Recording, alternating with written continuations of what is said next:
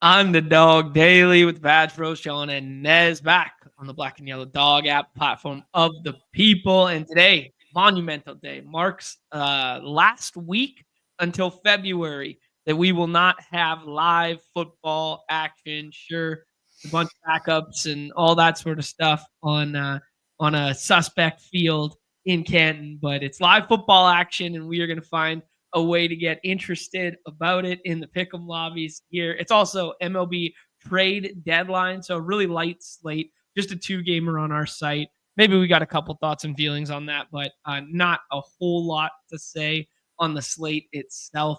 So we'll just talk about some of the trades that are taking place, and then we're just going to draft. We're going to draft a whole lot of football stuff, do some BBM, do a Husky maybe, do a Badge Bros Brawl in there. It's going to be a football laden show for the people here. Nez takes. What's up, man? Yeah, vibes are good today. Vibes are good. It's the trade deadline. Football's kicking off. Mm-hmm. Part of it too is like I'm about to embark on a week's vacation as well to sunny Ocean City, Maryland. Don't come find me, but that's definitely part of the vibes here. I'm somewhat nervous, like not totally nervous, but I am a little nervous to travel with the little guy. You know, take him on a plane for the first time. Yeah, a little, slightly. I'd be lying if I said I wasn't a little nervous, just a little. But he's a good baby, and what I've heard is like if he's a good baby at home, probably going to be a good baby on the plane. Yeah, no doubt. I mean, like you're packing as if you're going off to war with all the stuff that you have to bring to accommodate him. I imagine it's going to be so much different than your guys' normal travel. But yeah, dude, that's going to be exciting times for you. Happy for you. In that same vein, I'm away this weekend. Unfortunately, not at the ship chasing stuff this year. But yes, I'll be away this weekend as well. There won't be a show on Monday, but there will still be a show tomorrow and some Solver Series stuff dropping over the weekend there for you guys. But no Monday. It's actually a holiday here. Is it a holiday there too? I don't think. Monday? No, what holiday are they giving you guys? I don't know. It's some fucking made up. Probably it's just like I think it's like a provincial holiday, not even like a national holiday. What do the Brits of Columbia need a holiday for? You guys, because the weather's nice, bro. The weather's nice. We just tack one on. You just get a free Monday. Everyone gets free Monday off. That's how we roll. Unbelievable, man. All Canadian holidays are made up, to be honest. Oh, good shit. Appreciate everyone being here today. I know there's tons of stuff live and tons of places that your eyeballs could be elsewhere. So always appreciative to see our people in the chat here jamming out. Ooh, our guy BJ Miller. He just wants to talk about the triple play here, Nez, because he came second by 0.33 points in the triple play the previous night. So shout out to our guy Miller. But apparently you had a nice showing in the triple play as well. I had a decent night last night, man. I did as I said. And I said, I like these Yankees. And I just ripped it in on Yankees last night. I put one in the big fly, put put 3 in the triple play, and then 12 in the main, and took down the old big fly with like a sub 70 point score, I think. Holy smokes. Well done, dude. That's fun. Was thanks to 100% Trent Grisham, 80% Jazz, 75% Bellinger. So, rather be lucky than good. And John, 43% Nick Martinez. Oh, well done. Yeah. I mean, we've been talking about how the Dodgers haven't been going as nice as we traditionally think of them as Dodgers. Scary moment last night. Ohtani throws 6 straight balls and then gets pulled from the ball game. Ended up staying in for one at bat and then ends up coming out of the game. Man, these studs for Dinger season over this weekend with Acuna on the IL, Judge on the IL, and now we don't know what's up with Ohtani. Our game, man. Yeah, man. Such a fucked up game it is. Yeah, it's so hard. Yeah, it's I don't have any good Dinger teams. Like, no? Oh, dude, no. I've not nary one good advancing Dinger team right now. Oh no. I haven't taken a look yet. I'm going to save it for over the weekend there, and we'll do a little bit of a deep dive on. You know what? Maybe I'll pre-record something for Monday. It's just we're going to be away. No promises, but if not, Tuesday I'll walk through the dinger advancements and kind of where we're at, and we can sweat dingers alongside sweating dingers for the community there. But yeah, I haven't looked yet, so it'll be sweaty for me. Nez, let's go ahead and show the people the winners for last night. Your boy had a couple good ones there too on 22 entries. We just played exactly. We had 2 in the top 25, so that's kind of fun. Shout out to Ryan, who's up top here. Our guy Troy, who's always in the chat, is up here as well. T-Box. Will Rush has been having a really nice couple of weeks here. Love to see that. Trackus is always hanging out in the chat. Shilly's in here as well. Trackus with 2 of them. Love to see it. But yeah, Freddie Freeman homered for the first time in the month of July last night. Yeah, that's a real stat. So wow, that's speaking to them scuffling Dodgers there. Jorge Polanco, dude, our guy, we played him in the pick'em for the home run call there, unabated, and Cardi loved it as well. Only 20% drafted, despite all those Seattle Mariners being heavy chalk. So he was part of the winner there, and then a one-off Jazz Chisholm. So a 3-man Seattle stack. Jose Soriano, we got the good version last night, so he scored 16 fantasy points there, and then you needed one off Jazz Chisholm and one off Freddie Freeman. A beautifully constructed lineup from Ryan here.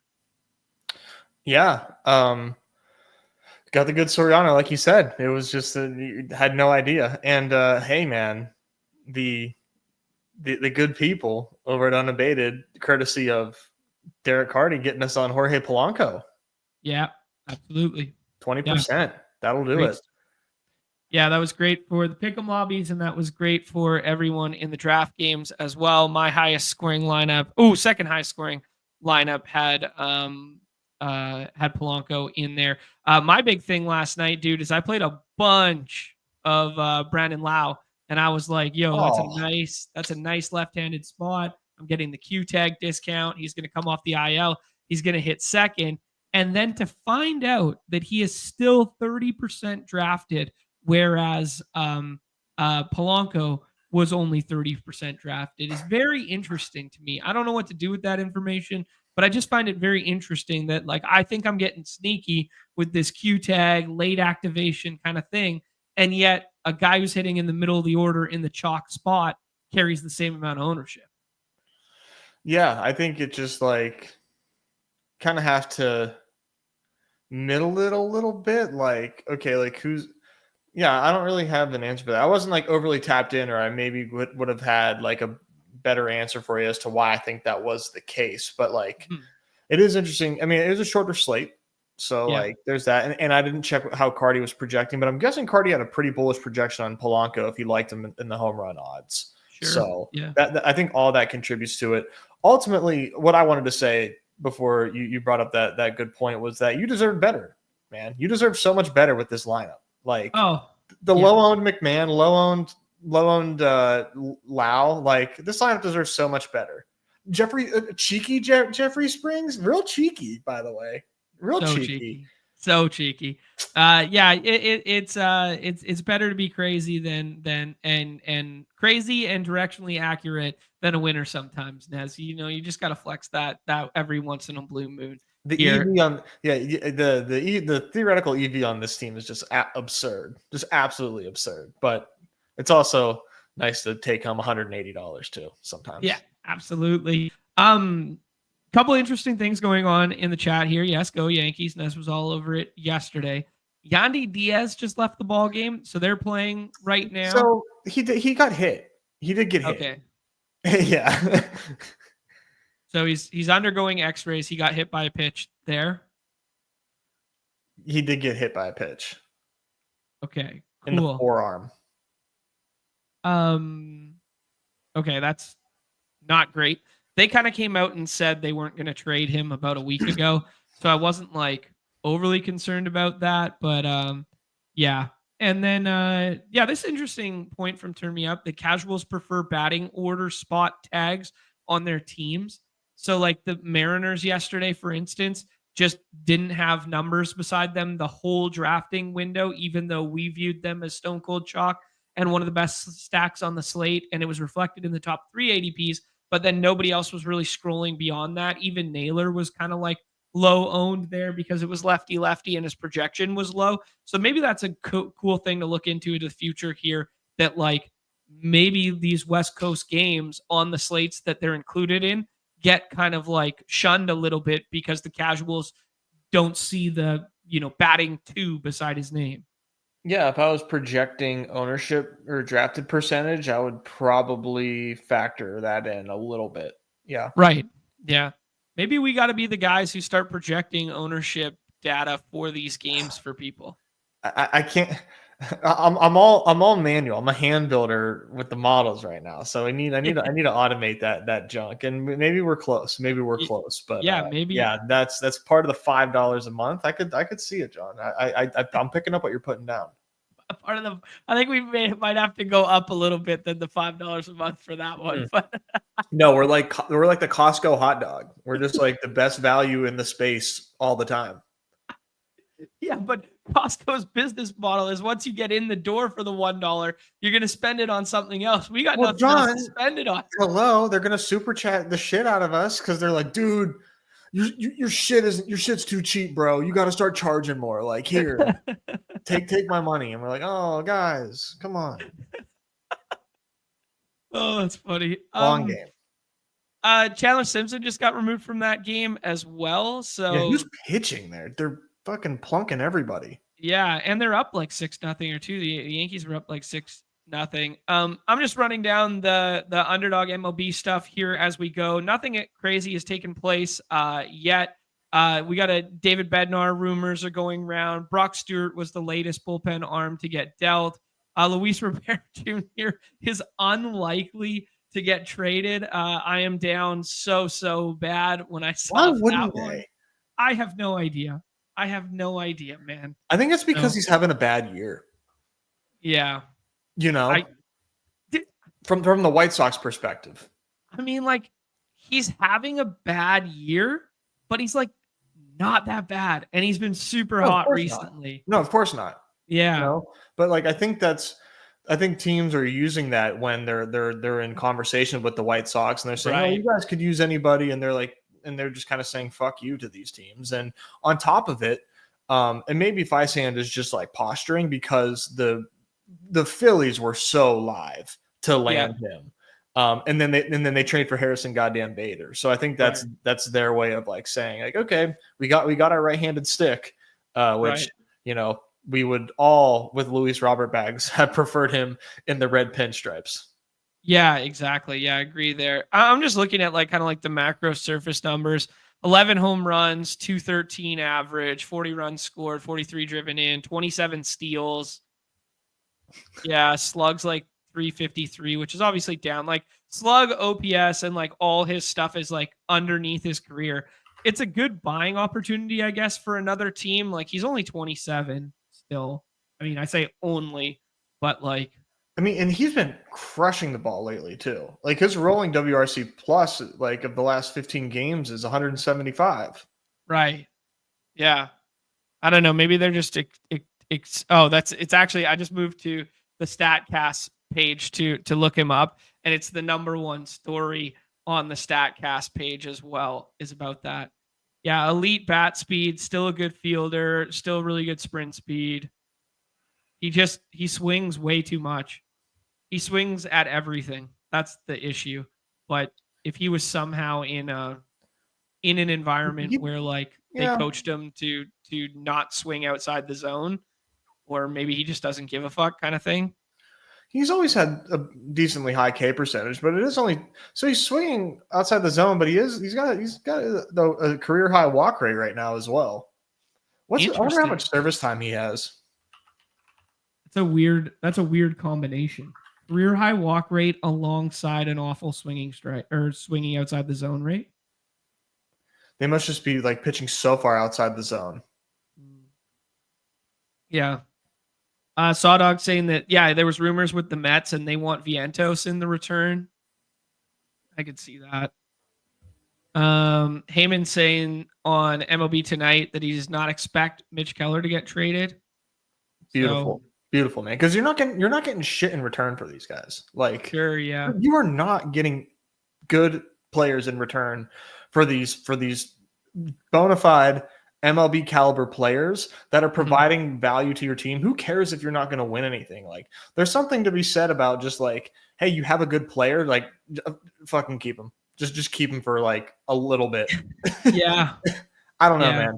Like, you're not going to get shit in return for Mitch Keller. Like, I promise you're going to get lowballed like crazy. Yeah, that's a good point.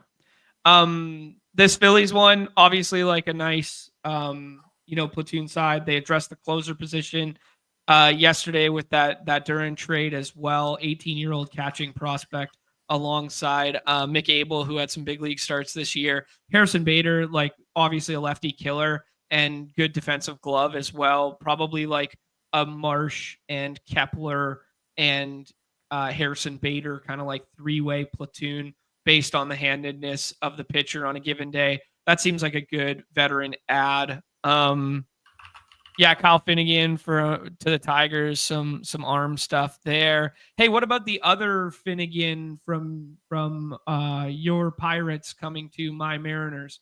Who was that guy? Ferguson, you mean? Yeah, I was being facetious. I didn't remember his name. He's a lefty. Good stuff plus numbers. Decent ERA, decent like underlying numbers. The xFIP is a little high, but he was a plus reliever. 28 years old. He was a Dodger for like his whole career. Now was Pirate, now Mariner. I don't know like what kind of handedness you guys were rocking in your bullpen, but he was a plus reliever. I think there's only one lefty out there right now, and I think it's Saucedo. I think it's who it is. So yeah.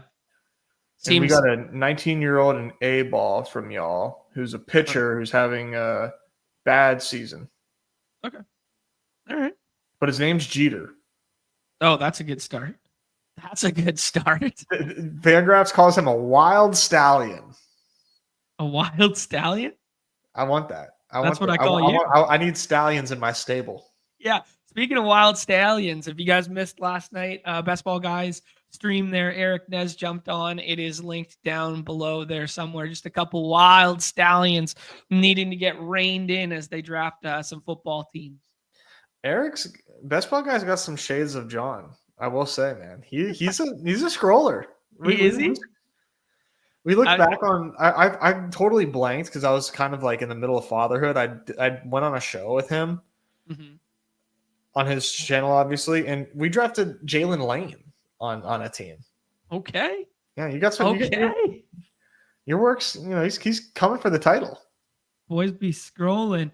Shout out to our guy, the Cheese, rolling through. Mahalo, my friend. Mahalo. Hopefully you are enjoying your time out there in Maui. Hopefully the last couple days have been better than the food poisoning and such there. Let's talk about this Mason Miller trade and the big haul that the Athletics got here, giving up their kind of top prospect organizationally. And yeah, very interesting trade because the strength of the Padres right now is their bullpen. And yes, they get 2 years of control with Mason Miller, but you give up a lot for another back-end bullpen arm, and you either tip your hand that you're going to try and trade other bullpen arms now, or you're going to try and, I don't know. Are you just going to like bullpen teams to death with like 4 all-star relievers at the back end of that with like Miller and Suarez and Adams, etc.? Like, I don't know. What do you think about this one? Yeah, I think that they are. I think they're likely to move Cease. I think now. Okay, like because of this deal? Huh? Because of this deal? Mm-hmm. Okay. In my opinion, they are like they need bats. And Cease has been rumored to be on the block. So if they can get Cease for an outfielder, I think that would make this trade make a little bit of sense because they did add JP Sears. Now, JP Sears, like I'm not about to wax poetically about my former 20th round dinger darling here, but that to me is like, that's a signal, right? It's Okay. like, here is our future replacement for whoever we trade. And Yep. it's either, Suarez or Cease. And I think Cease can get them a return that is more needle moving for their team. Okay. And they need a bat, right? And when you trade your number one prospect, like, and your team is still not complete, you got to find a way to move the needle. I think, like, and just the fact that Cease has been rumored to be moved, I think signals a bat is coming their way even more.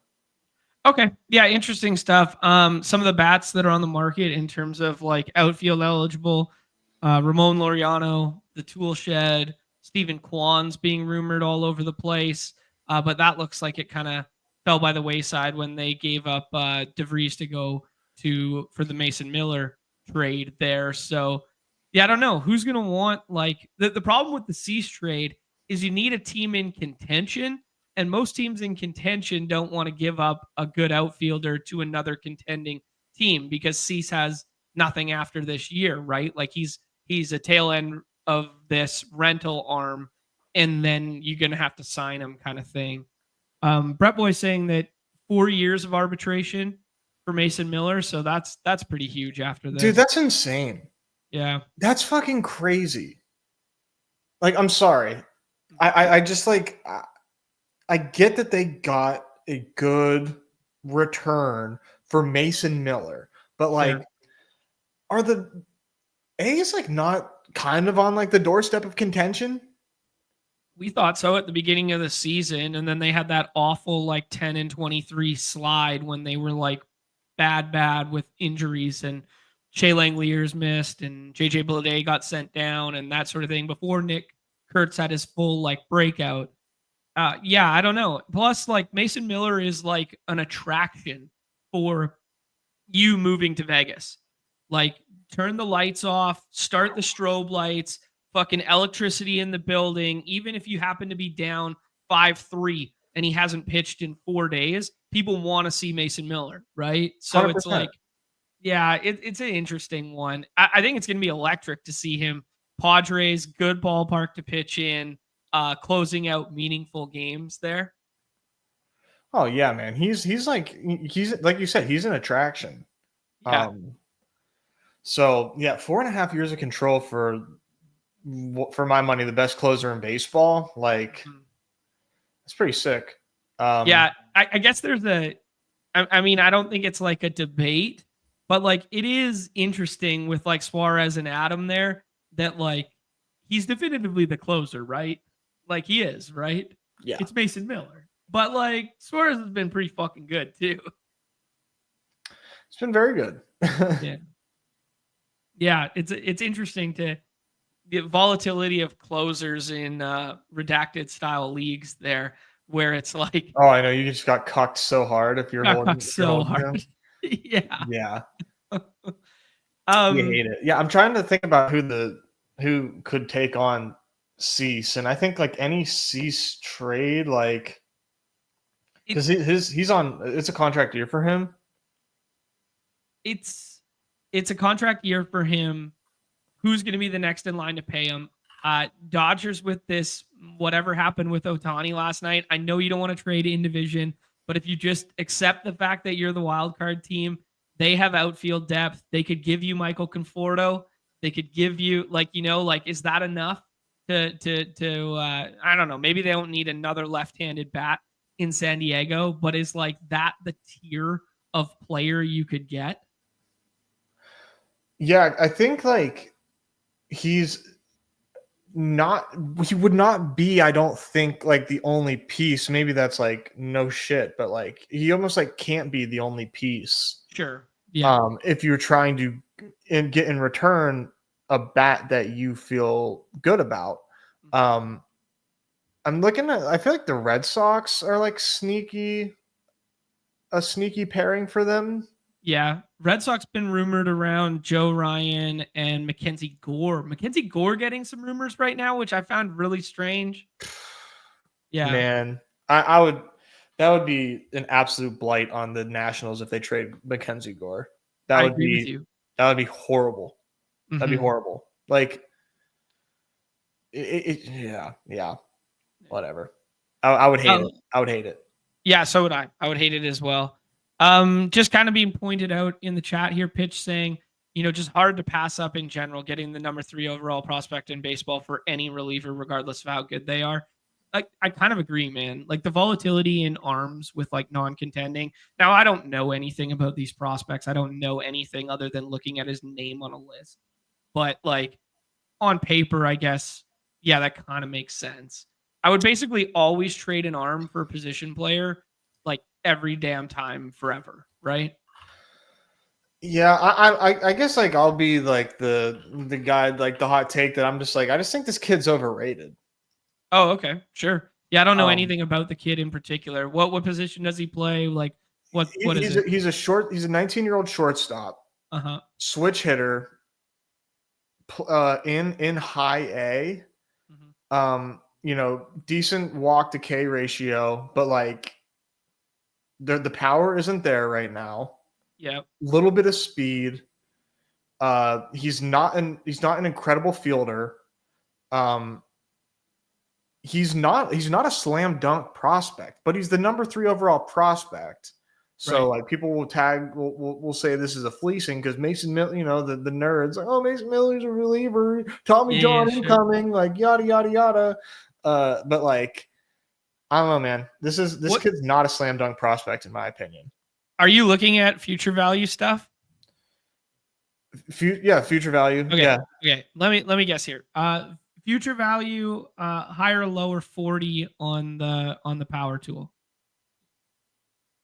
So they classified as game and raw power. They're both pretty similar. It's higher. Okay. All right. What's the future value on the hitting? The hit tool? 45. 45. Okay. He's a Yeah. 50. He's a 50 future. He's a 50 prospect Okay. overall. Okay. I mean, you know what this kind of sounds like? I'm thinking like switch hitting middle infielder who's probably going to have to change positions based on the glove and stuff. This sounds like early pro far. Mm. Yeah, good call. Like that's where my comp guy brain goes, where Mm-hmm. it's like the raw power's there, but like hit tool isn't phenomenal. He's gonna have to learn to make better contact, but like the power's not elite. It's elite for his position. Yeah. Yeah, and like right now, he has 2 seasons under his belt. One as a 17-year-old, and one he's about to be 19, so he is 18. We'll give him the age is clearly like what you want. Like being a plus hitter at 18 years old and high A ball, that's nothing to sneeze at. Yeah, that's no LV Marte. Mm-hmm. That's a future big leaguer, is what I'm saying. Yeah. Yeah. Mm-hmm. So like when it comes to knowing that you're going to get cheap production out of him, like you're going to get all his arbitration years, that alone is just considered like a dub for prospects, right? You're getting a big leaguer at the cheapest possible value. To me, that's what was appealing about it. Yeah. Cool. I'm a purist a little bit. I got you. Hey, there's that Tyler Locklear. We talked about him yesterday, how I told you he had 31 home runs at AAA this year in Tacoma, which is not a great place to hit home runs either, even though it's PCL. But yeah, so he's part of that Eugenio Suarez deal. Just hysterical that we pointed out like months ago that like, hey, where are the holes in the Mariners? Well, it's back end rotation, it's third base, and it's probably another outfielder, and they're still and first base, and now they're kind of patchworking by bringing Gino back. It would be peak Mariners for Gino to be so good all year long and then come back to Seattle and hit under the Mendoza line as he's done in years past. Like he's just such a streaky hitter and he's such a streaky home run guy that now all of a sudden he just starts seeing the ball a little different in Seattle. He's a little upset that they got rid of him in the first place. That would suck so hard. Yeah. Shane Bieber, former Cy Young, going to the Blue Jays. Blue Jays media is going to have a field day with the Shane Bieber, Justin Bieber memes on the Jumbotron. in a Canadian market kind of shit. That stuff is going to right itself. Anything to be interested about Shane Bieber as a back end arm here? I mean, he hasn't pitched this year, has he? I believe he's like midst of rehab assignment. Yeah. No, I think Shane Bieber is probably like super cooked. Okay. Yeah. He had a couple decent outings not last year. Literally two. He got off to a good start. Yeah, it was 2 outings with the Caper 9 at the start of last year, and then he got hurt and was done. So he looked really good after 2 outings at the start of last year, and then he hasn't pitched basically in a full-time capacity since 2023, and even that was like a half season, I believe. 21 games started, 128 innings. I don't know. He fits Toronto so well in terms of just name value on a roster sheet. You know what I mean? Like you look at their roster and you go, Kevin Gausman, yeah, once upon a time, kind of good and a sweet prospect. Jose Barrios, yeah, once upon a time, kind of good and a sweet prospect. Chris Bassett, oh, same shit. Oh, Shane Bieber, same shit. Like it's pretty funny to just look at their roster as their starters on a piece of paper right now. I like that take. They're epitome of professional ass 35-year-old righties, right? I have no idea how old Shane Bieber is. He's younger than that grouping, I believe. I think he's probably 30 or 31. But like in my mind, they're all just 35-year-old right-handed, journeyman guys now.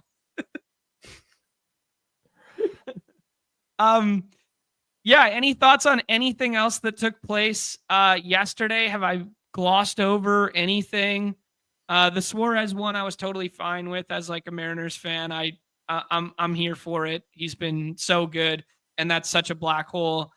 Zach Littell gets traded after a half decent start yesterday at Yankee Stadium. He was stymieing the Yankees yesterday prior to the 5th-ish inning there. So Zach Littell on the move there, kind of just like a hodgepodge of names, nothing for us to get overly excited about.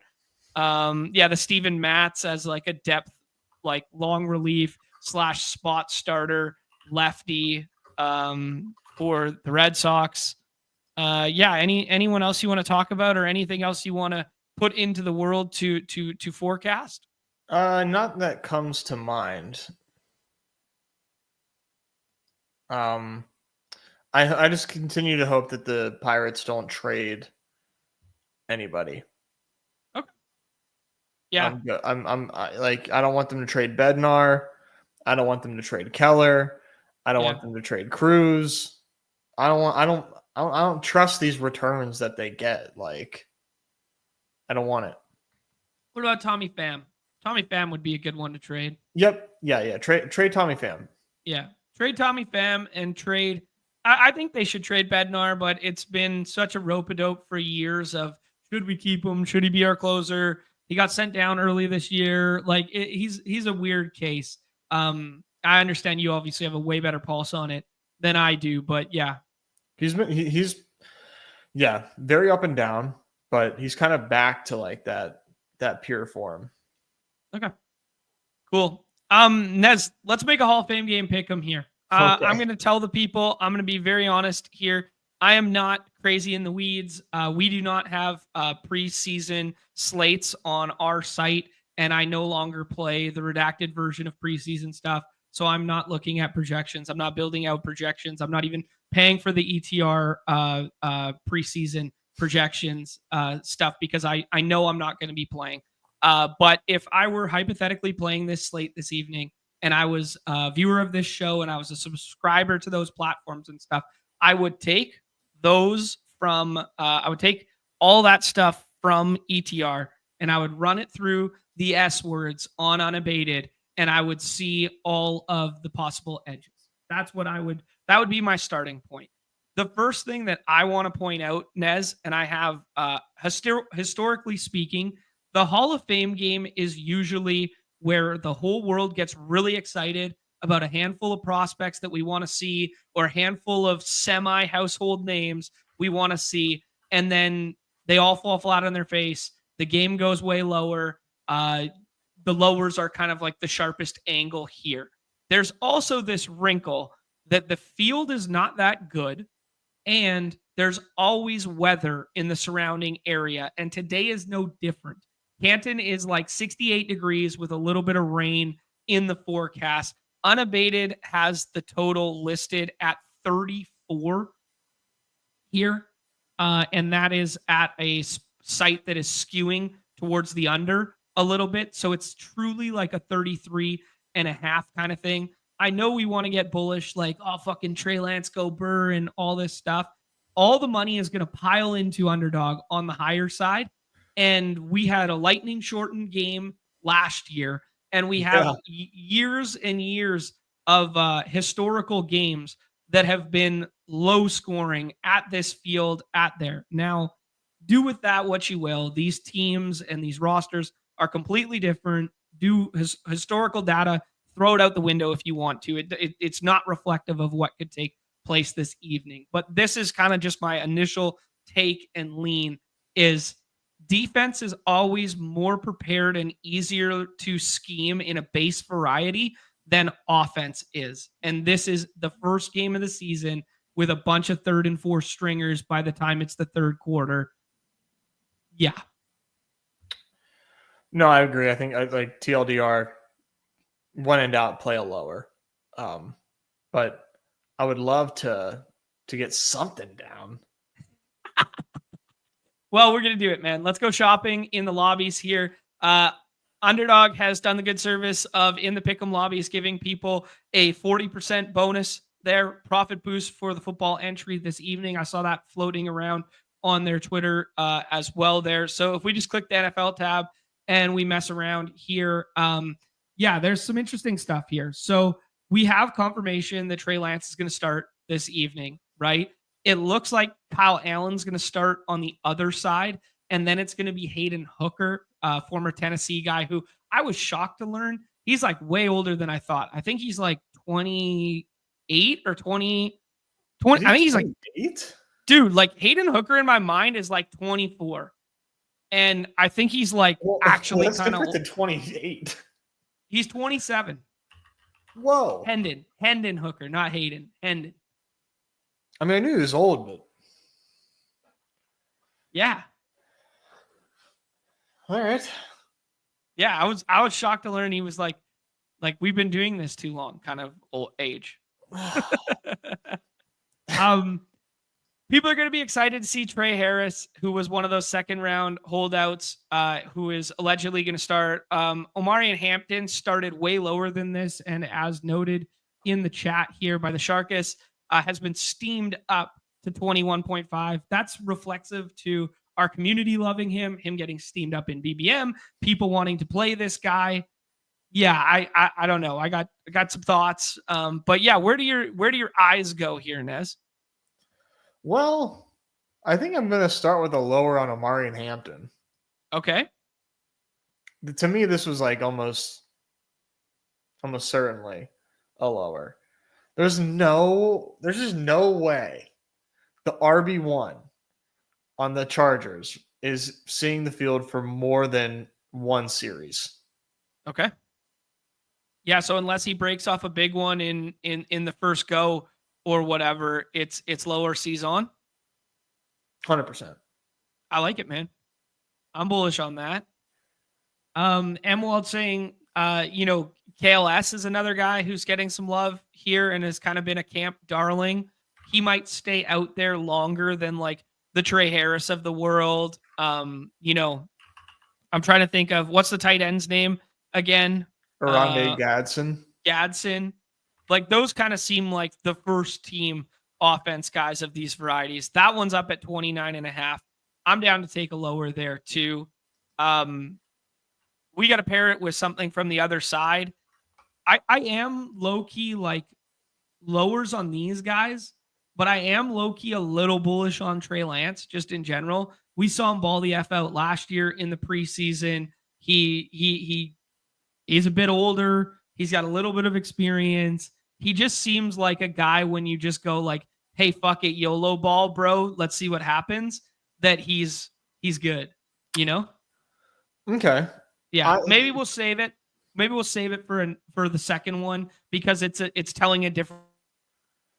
Yeah, I was gonna say if we think that he's gonna be out there for a while, like play a little interception on that. But ooh, I love that idea. Yeah, I love that idea. Yeah, but okay. So we got Martin Hampton lower, KLS lower. Who the hell is? I'm just looking at these names. Tom Kennedy. Is that a presidential candidate? Adjacent to a presidential candidate. Ooh, I think I like a higher on him. On Kennedy? Yeah, I mean, like, if it's somebody that like I've never heard of, that's the higher. That's the like. Never heard of the guy. This is the process, guys. This is how the sausage gets made with Nez right now. This is Nez takes at a T. He goes, haven't heard of this guy? Probably going to play pretty long in this ball game, right? Fucking right. If your process is anything other than that, like you're thinking way too hard. I love it. Oh, I love it. Is Trey Harris even going to see a snap? Is who going to? Sorry? Trey Harris? Yeah, I think there's been confirmation that Trey Harris, Omarion Hampton, and Trey Lance will all start. And whether that means 1 series, 2 series, whatever, we have no idea. Trey Harris lower. Okay. So, Nez, what I'm going to say here is you liked the Kennedy as the higher on the other side. Yes. Let's take Kennedy. Let's play this as just like first entry here. So we got the KLS lower. We got the Omarion Hampton lower. And then we got the Tom Kennedy because Nez has never heard of him higher. And then we can play the one series narrative from the other side of the Trey Harris lower. Trey Lance is going to play. Harbaugh was like, Trey Lance will play one series into the third quarter, is what his quote was yesterday. Oh. Yeah. So that gives him lots of time to throw a fucking interception. Yeah. So Trey Harris on the lower, Trey Lance on the interception thesis, and then one from the other side was what in your mind? Who? Or maybe you said one more from this side. I think those were the two. Well, we need a lion. Yeah. Let me go shopping in the Coach Speak Index Discord just for 1 second here to take a look if he has any notes on tonight in particular. I'm seeing Jackson Meeks. Jackson Meeks as what? Higher. I said the name Jackson Meeks. What do you think? Oh no, there's no way they're gonna play this guy. Jackson Meeks that dude has never had a lower on him in his whole career.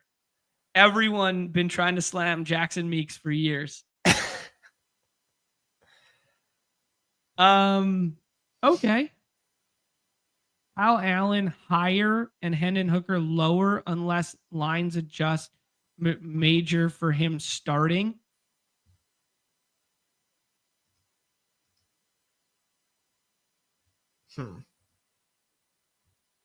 Let me do a little Isaac Tesla research. Jackass Meeks. Syracuse wide receiver.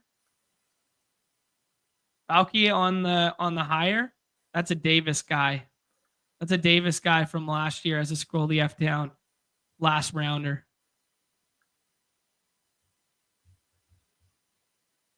Yankees are getting Bednar. No, they're not. Bednar gone.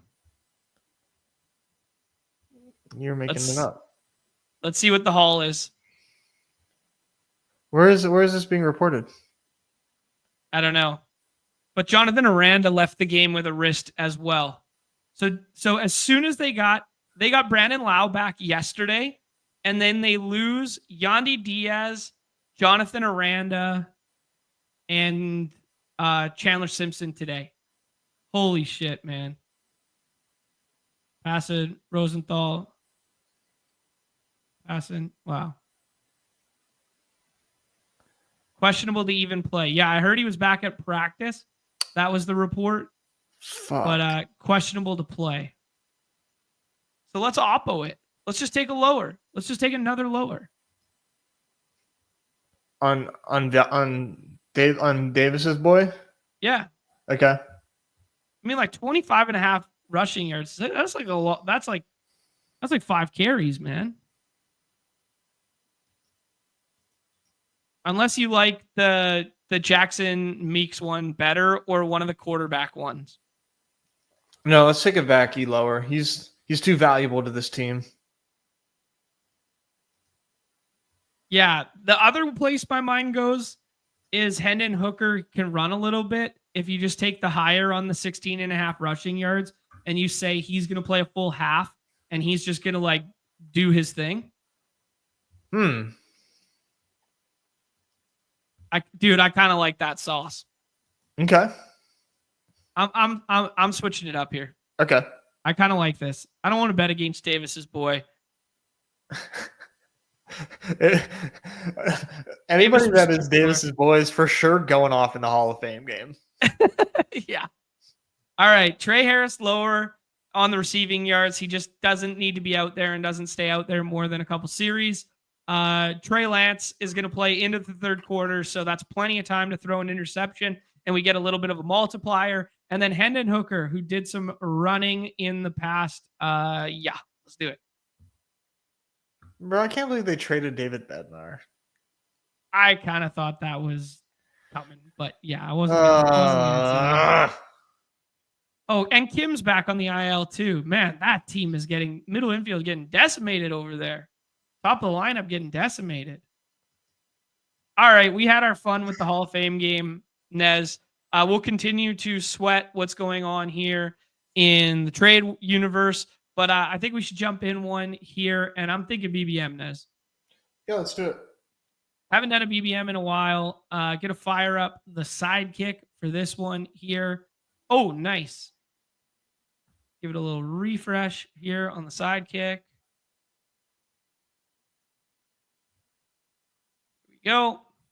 And one more spot in the BBM already filled. Let's get it. We roll the 111 where all the sharp people are saying the best teams are getting drafted from on the right-hand side of the board this year. Nez, do you tend to agree with that? That right side of the board is where it's at? Yeah. Do you agree with it?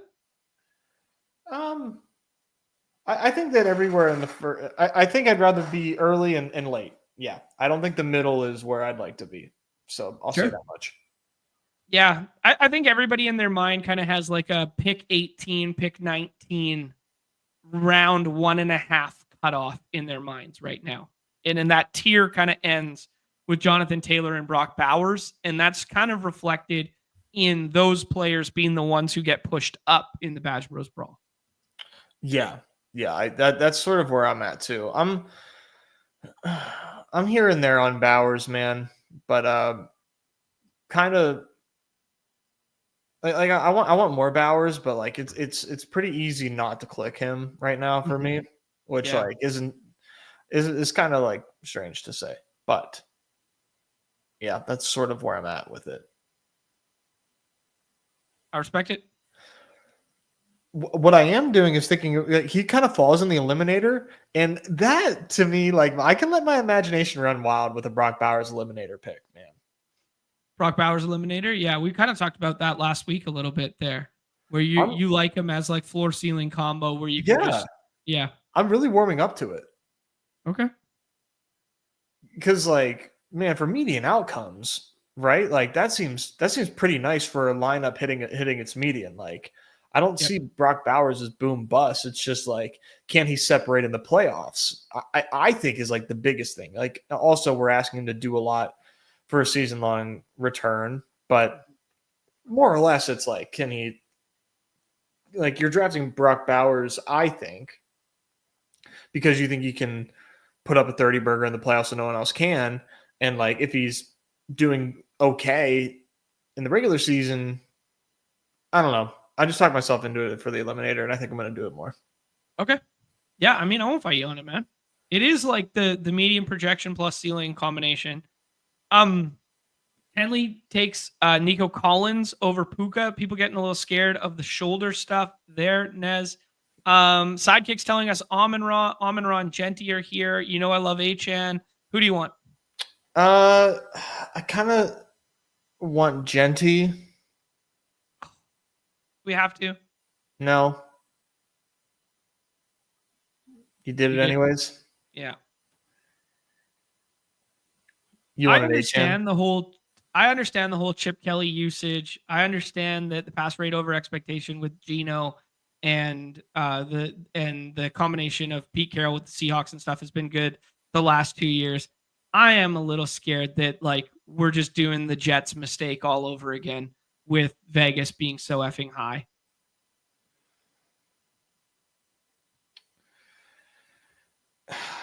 It's a tough division. Their implied totals are awful. Like, I think we just take Amon-Ra here. Okay. Unless you want to pull up Bowers and do a full Vegas bet. No, I think Amon-Ra here is the right pick. Okay. Yeah, I mean, like, I'm choosing to ignore that stuff, but I think that's like a fair reason to not take Genty and the Raiders. I think Genty's about to get fed like fucking crazy. Like you just don't draft running backs this early and not use them. Sure. Unless you're Arthur Smith. Do you recall? This is actually a little bit of ball knowledge that I would actually be really intrigued by. Do you recall the timeline of hirings for Vegas relative to the draft and decision making and whatever? Like, what day was Chip Kelly hired? What day was Pete Carroll hired? What day was, were they in the building pounding the table for Genty? Or was it like management was kind of making this decision? Then we got those guys to come on with the coaching staff. And then the coaching staff gave the seal of approval to that decision making on draft day. You know what I mean? Like, just in terms of like a thought process standpoint. Like, so Pete Carroll was hired in January and Chip Kelly was hired in February. January and February. So they probably aren't even thinking about like management's probably not even fully done their deep dive draft process. Like this is long before combine. This is long before, etc. Yeah, it's well before that stuff. Okay. Yeah, I was just kind of curious in terms of the timeline. Fair question. Yeah.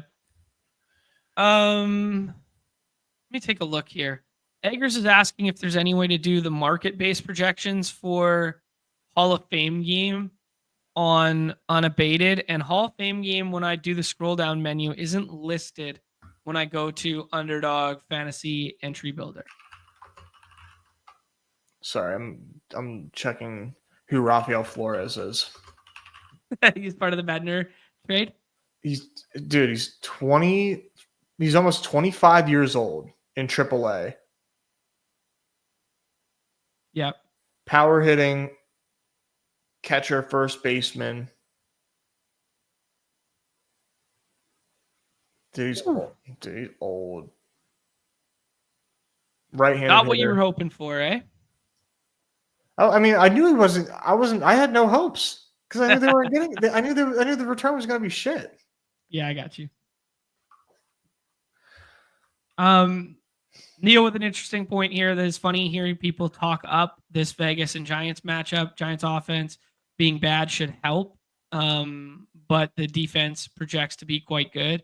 I mean, they have a very, very formidable front. Like they have an elite pass rush, like defensive line and pass rush. So, yeah, Geno, get the ball out quick, bro. Yep. Very good.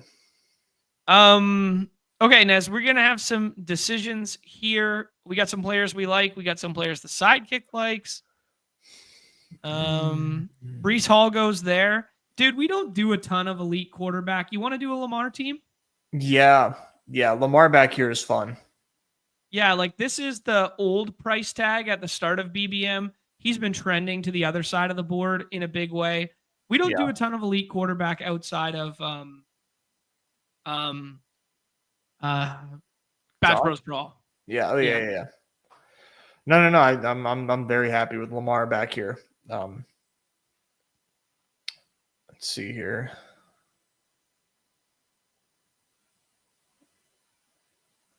Sky. I can't tell if he's auto drafting at the end here. Yeah, is he? I don't know yet. No. He likes Cortland Sutton in that new contract.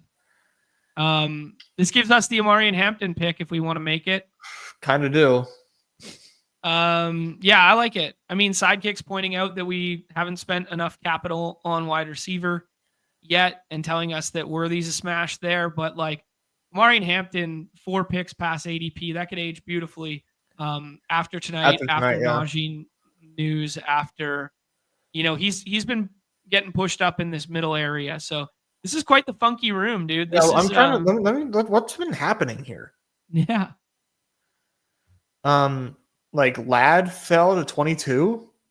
Yeah. Josh Allen went early. Like the weirdest pick in the second round was just Josh Allen. Yep. Which I don't even think is like bad. No, I think it's fine. No, it is. It is fine. I'd probably prefer it in the third in that spot, but there's no guarantee that it's there. Yeah. And this is a non-badge player. I'd probably not follow it up with Rashee Rice, but yeah, but regardless, yeah, it's totally fine. Let's see. Yeah, dude, that's like the weirdest pick, basically. Like Josh Jacobs fell really far. Evans, I guess, slightly early. Huh. Yeah. Blake's saying that the back of the third is kind of a wasteland now. It's a perfect spot for elite quarterback. I think that's how I felt about it like a month ago. And now it like feels worse somehow,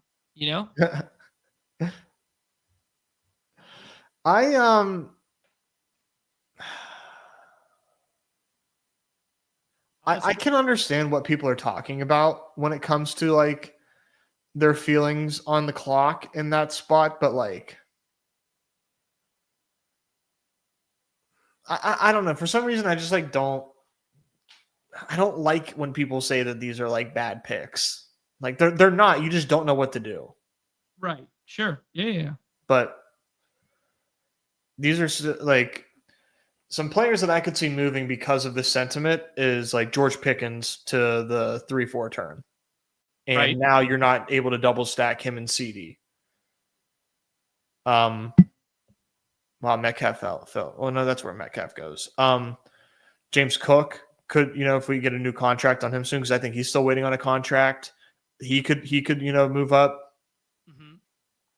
I think elite QB, yeah, like you said, will live over there because that's AJ Brown territory, like close to where Jalen Hurts could potentially wind up. So, and Ken Walker's moving up. So I think these are just like players that we could see become in vogue around that range.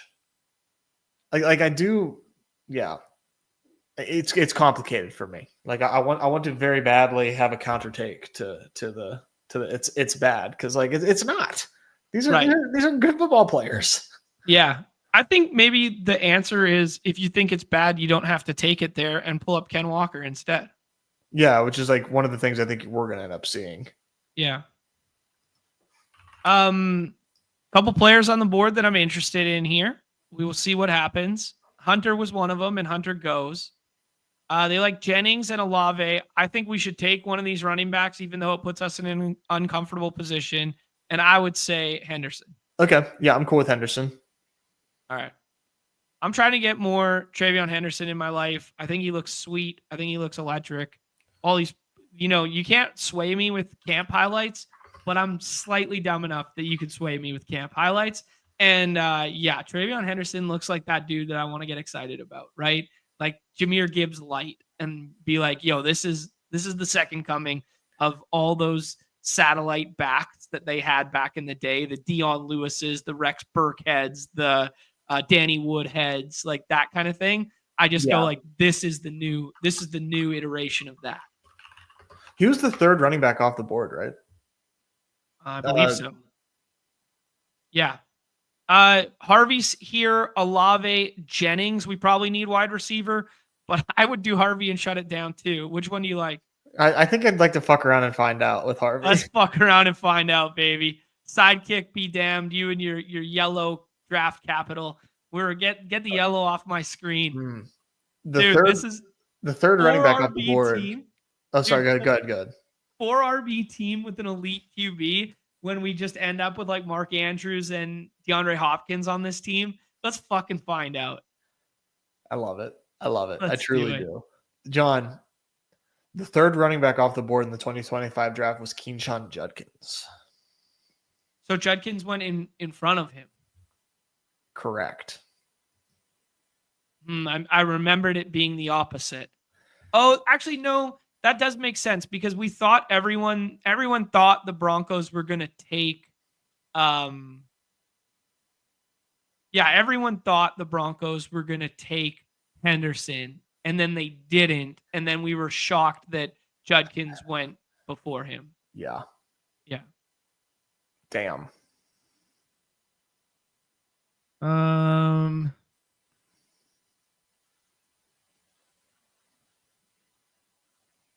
Dude, okay, so this was one thing. So guys, I'm not just an idiot. Look at this book I'm reading right now. Look at this thing.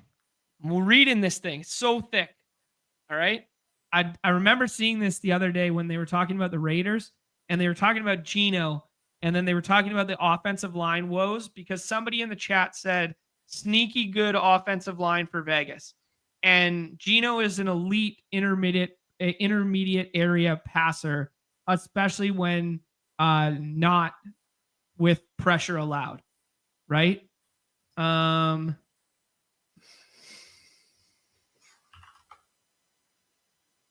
Yeah, so the quote here is, it was an awful line the last 2 years, allowed a lot of pressure, but Geno was still a top QB in terms of accuracy. These are the pressure rates allowed last year. 30th in pressure, 30th in no blitz pressure rate allowed, 31 in offensive false starts, 32 in offensive holdings for the Seattle offensive line in front of Geno. Interesting. Yeah. So I was misremembering how fucking bad that O-line was last year and what Geno could do with like a little bit more time this year. I was looking for like a bullish sentiment after I kind of dunked on, not being overly excited about Vegas. That makes me feel better about Darnold for some reason, because like the knock on the Saints going into last year was their offensive line was terrible. Mm-hmm. And then Clint Kubiak said, watch this, virgin, and then gave us the greatest shows on turf for the first 2 weeks of the season. For the first 2 weeks, yeah. That's funny. Okay, Nez, we got to think hard about this one. We got a 1-4-1 start. Not financial advice. Let's listen to Sacrilegious on this one here. What's he telling us? Godwin as our wide receiver 2. Downs.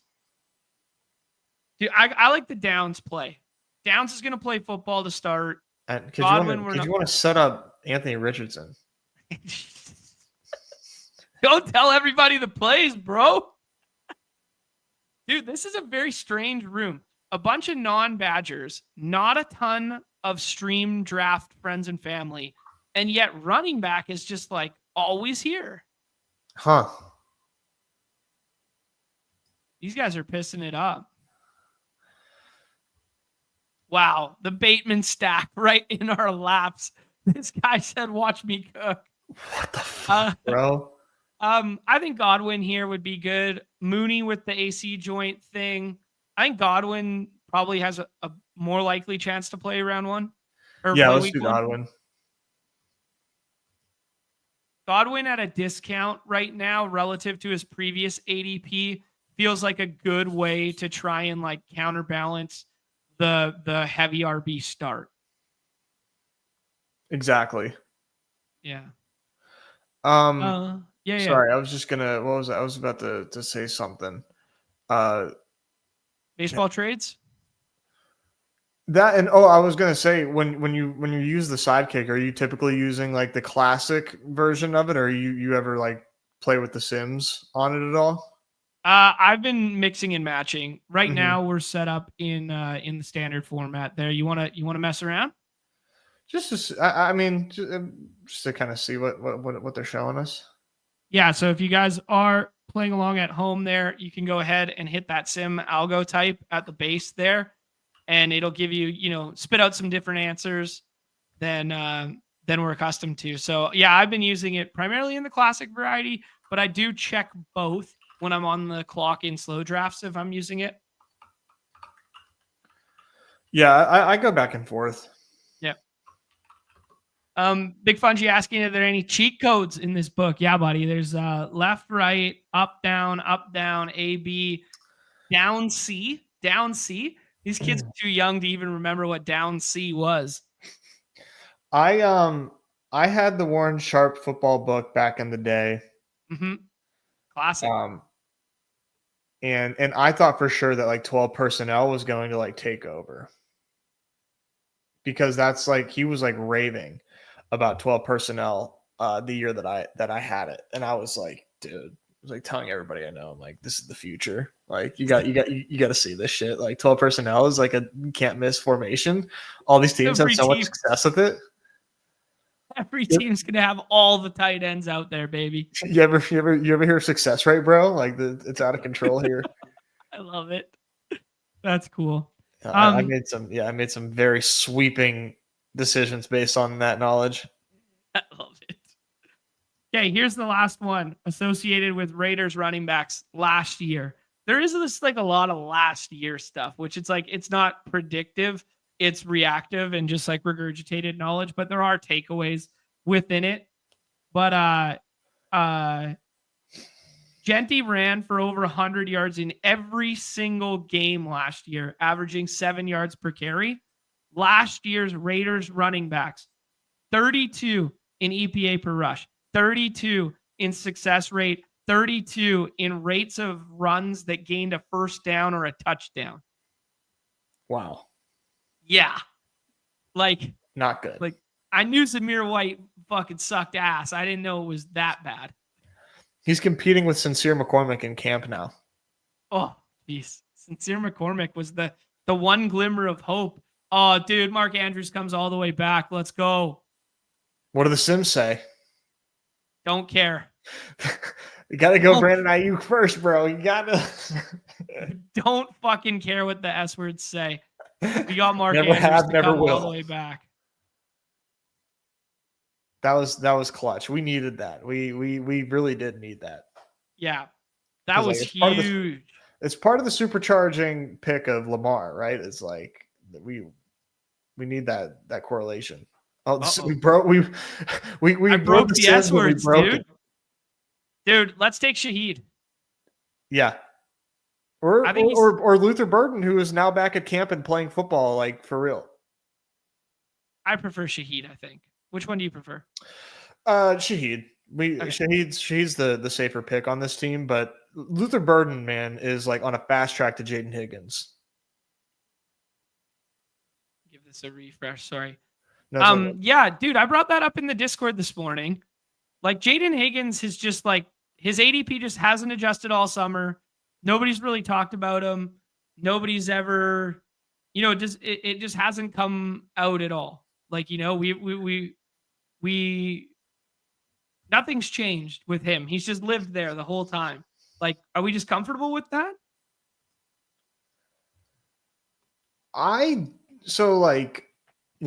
My amateur opinion on Jaden Higgins is that I think he's legit. I think Jaden Higgins is really good. Like, yeah. I watched Jaden Higgins plays and I saw like a baller. Like, to me, I saw good routes, like the way that he ran routes, I thought was like really sharp.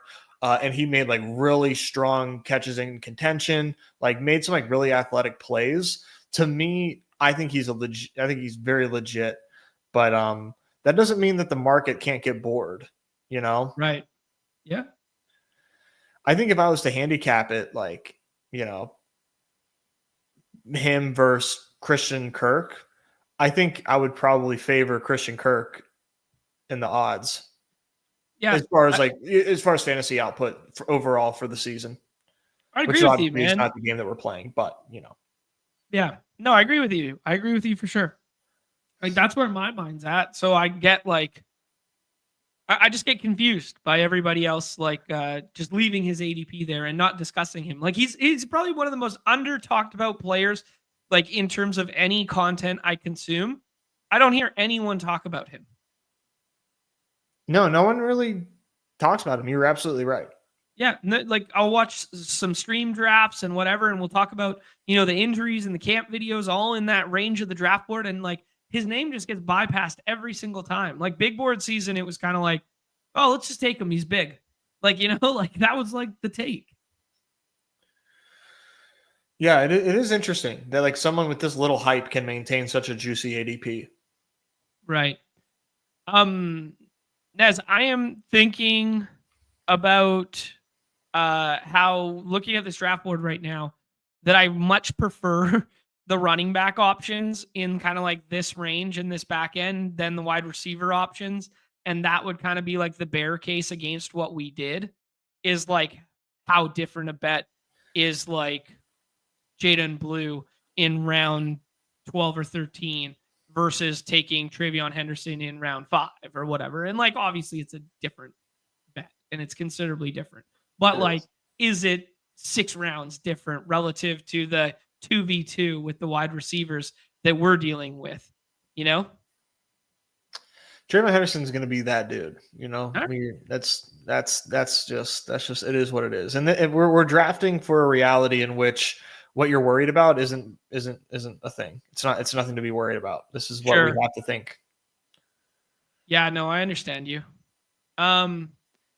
Okay, a lot of quarterbacks coming back to us. So we could do like just Goff to Amon-Ra makes too much sense. Hollywood Brown has the injury. Christian Kirk is popping up a little bit here. I think like Goff. I think Goff and shut it down feels great. It does.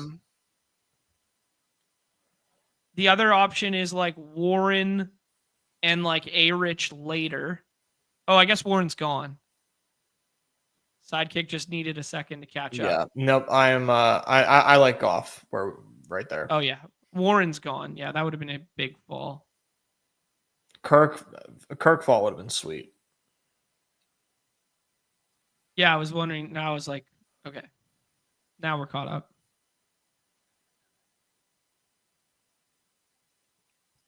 You want to just like hit wide receiver in the player pool? The other one I would hit is tight end, but yeah. QJ, we already got the Hampton bet. Yeah, that's cool. Is that the best available in your mind too? Yeah, I am like, and it's not just because we have the Sidekick up. I do really like Demario Douglas and everything that's coming out about him. Is that like he's like locked in slot receiver. And non-zero chance he comes back to us though. 161 exactly. ADP. Exactly. So like I didn't need to force it, but I am picking up what everyone's putting down about Demario Douglas. Yeah, as underreported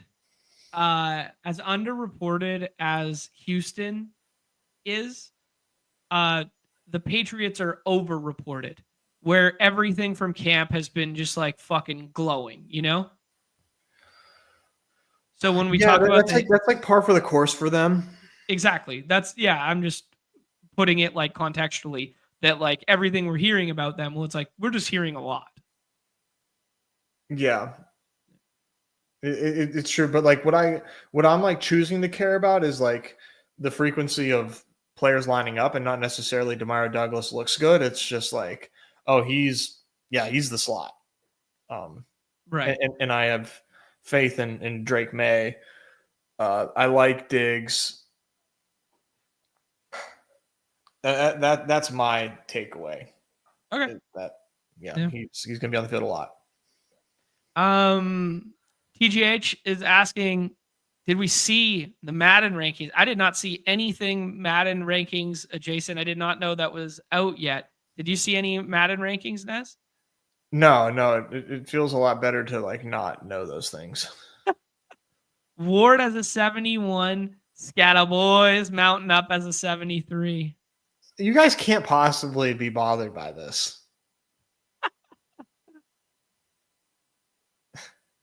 But it's totally Amon-Ra St. Brown, 63, wide receiver 3. So I would guess wide receiver 1 is Chase, wide receiver 2 is JJ then. And then they have Amon-Ra over CD. That's a little crazy. You don't want to play the wide receiver game? What is going on today? Yeah, well, maybe the Sims are just not for you. I switched back to classic.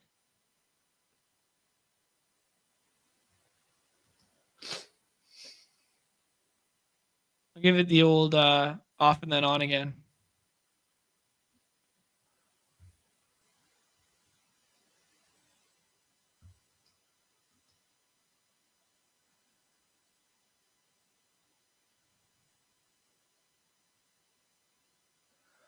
All right, we're gonna have to raw dog this one, Nez. All right.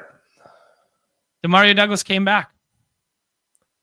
As we expected. Yeah, he's. Do you like it? Dude, Romeo Dobbs has week 17 though. Yep. Yeah, favorite Dobbs. Okay. Let's do it. I mean, hopefully we get both here. Old Bob's fantasy.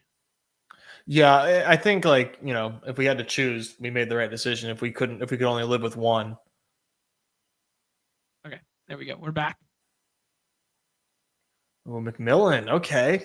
McMillions, buddy. Ever heard of it? I love it.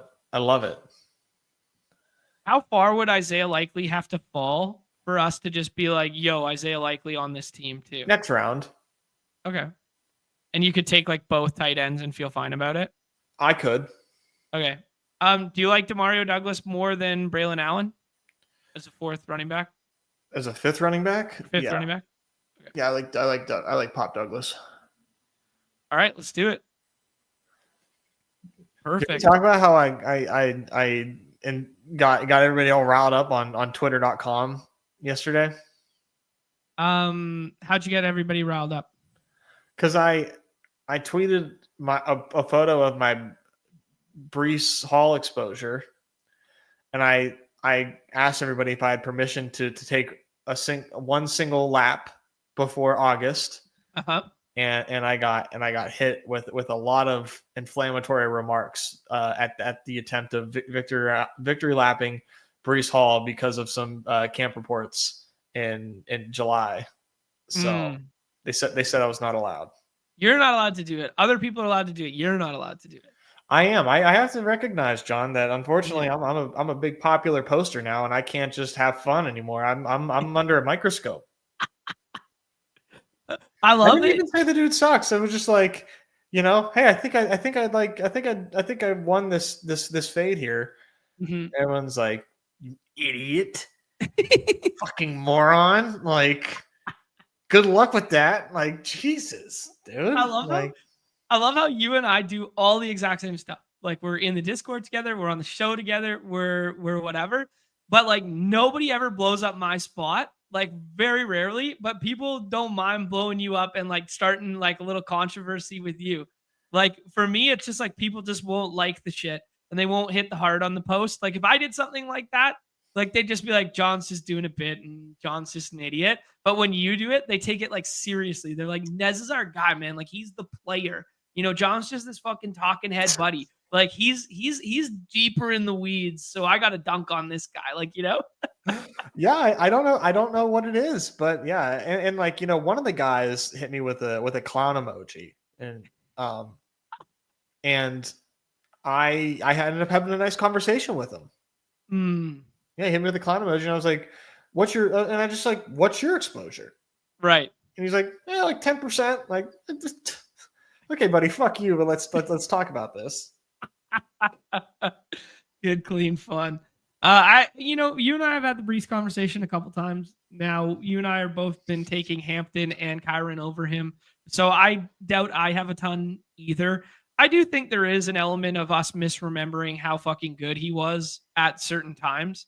Like in certain windows, he was really good. and he was really good in bad situations. Yeah. But I do think the offense isn't, and the coaching speak right now is obviously bad, and the offense is obviously not set up for him to be like, yo, go Burr, bro. Yeah, I'm probably misremembering, like you said, but I just like other picks more than him, and I'm drafting as such. Nez, we are up here. We could have the Mike Gesicki after the Noah Fant conversation in a second. Remind me, they like Mason Taylor added to this room. I think we're gonna have 3. I think I really want DeAndre Hopkins on the roster. Yeah, so let's just do it. Like, yeah, this is the land of zero draft capital. Right. That's exactly how I feel. None of all these picks are the $1 picks, as Pat likes to say. So I think we're done at quarterback. I think we're going to end up with 3 tight end. And I think that's going to leave us just with 1 kind of luxury pick now. And I wouldn't hate it as like a dart throw running back just for like the what do you win when you win principle when we already have 8 wide receivers. But I get all the capital we spent. So if you want to do like a 9th, it's not terrible in my estimation. Yeah, I guess we'll see. Mm-hmm. Man, if Richardson comes back, that's gonna I'm gonna be tempted, but I mean, I'm down to take Richardson always, but I don't think it's necessary on the Lamar teams. Because could we do a 3-4-8-3? I mean, it's fine. It's fine. You're right. Let's fuck around, find out. Why not? Let's do it. This is the fuck around team, dude. We got the wide receiver room here. Because we could do 3-4-8-2 or something 8-2. I think we're gonna want to do 3 tight end, but I'm not locked in stone. Okay, let's break it down. Yo, chat, start fucking voting in here and tell us what to do. 3-4-8-1 right now with all the early running back capital and elite quarterback. So this is Lamar Jackson, Jared Goff at a discount, and then Anthony Richardson near ADP, which does not happen very often anymore, especially in my rooms. Genty, Hampton, Travion Henderson, RJ Harvey. I mean, maybe we could use a little early week scoring points there because they are all fun ceiling shot rookies. And then Amon-Ra St. Brown, Josh Downs, Chris Godwin, Rashid Shaheed, QJ, Dobbs, Demario Douglas, DeAndre Hopkins with that Lamar stack, and Mark Andrews. Scroll up on the wide receivers a little bit again. Let me just look at these guys from the top. I was creating a poll for the audience here. All right. So it's like Anchor Amon-Ra, Josh Downs, elevated season. Chris Godwin is healthy. Shaheed continues where he left off. Yep. QJ scores touchdowns. Dubs is 10 points a week. Douglas is 9.5 points a week. Yep. And Hopkins is spike weeks. Yeah, Hopkins is please score 2 touchdowns twice this year. And then tight end wise, like who are we taking at tight end? Jonnu is sitting here. Theo Johnson, Waller, Schultz. Waller kind of got some good news today. Did he? Noah Fant didn't sign with the Dolphins. Oh, yeah, okay. I could spin zone that for sure. So I like JT Sanders and Theo Johnson. Yeah. Chat is fully split. Okay.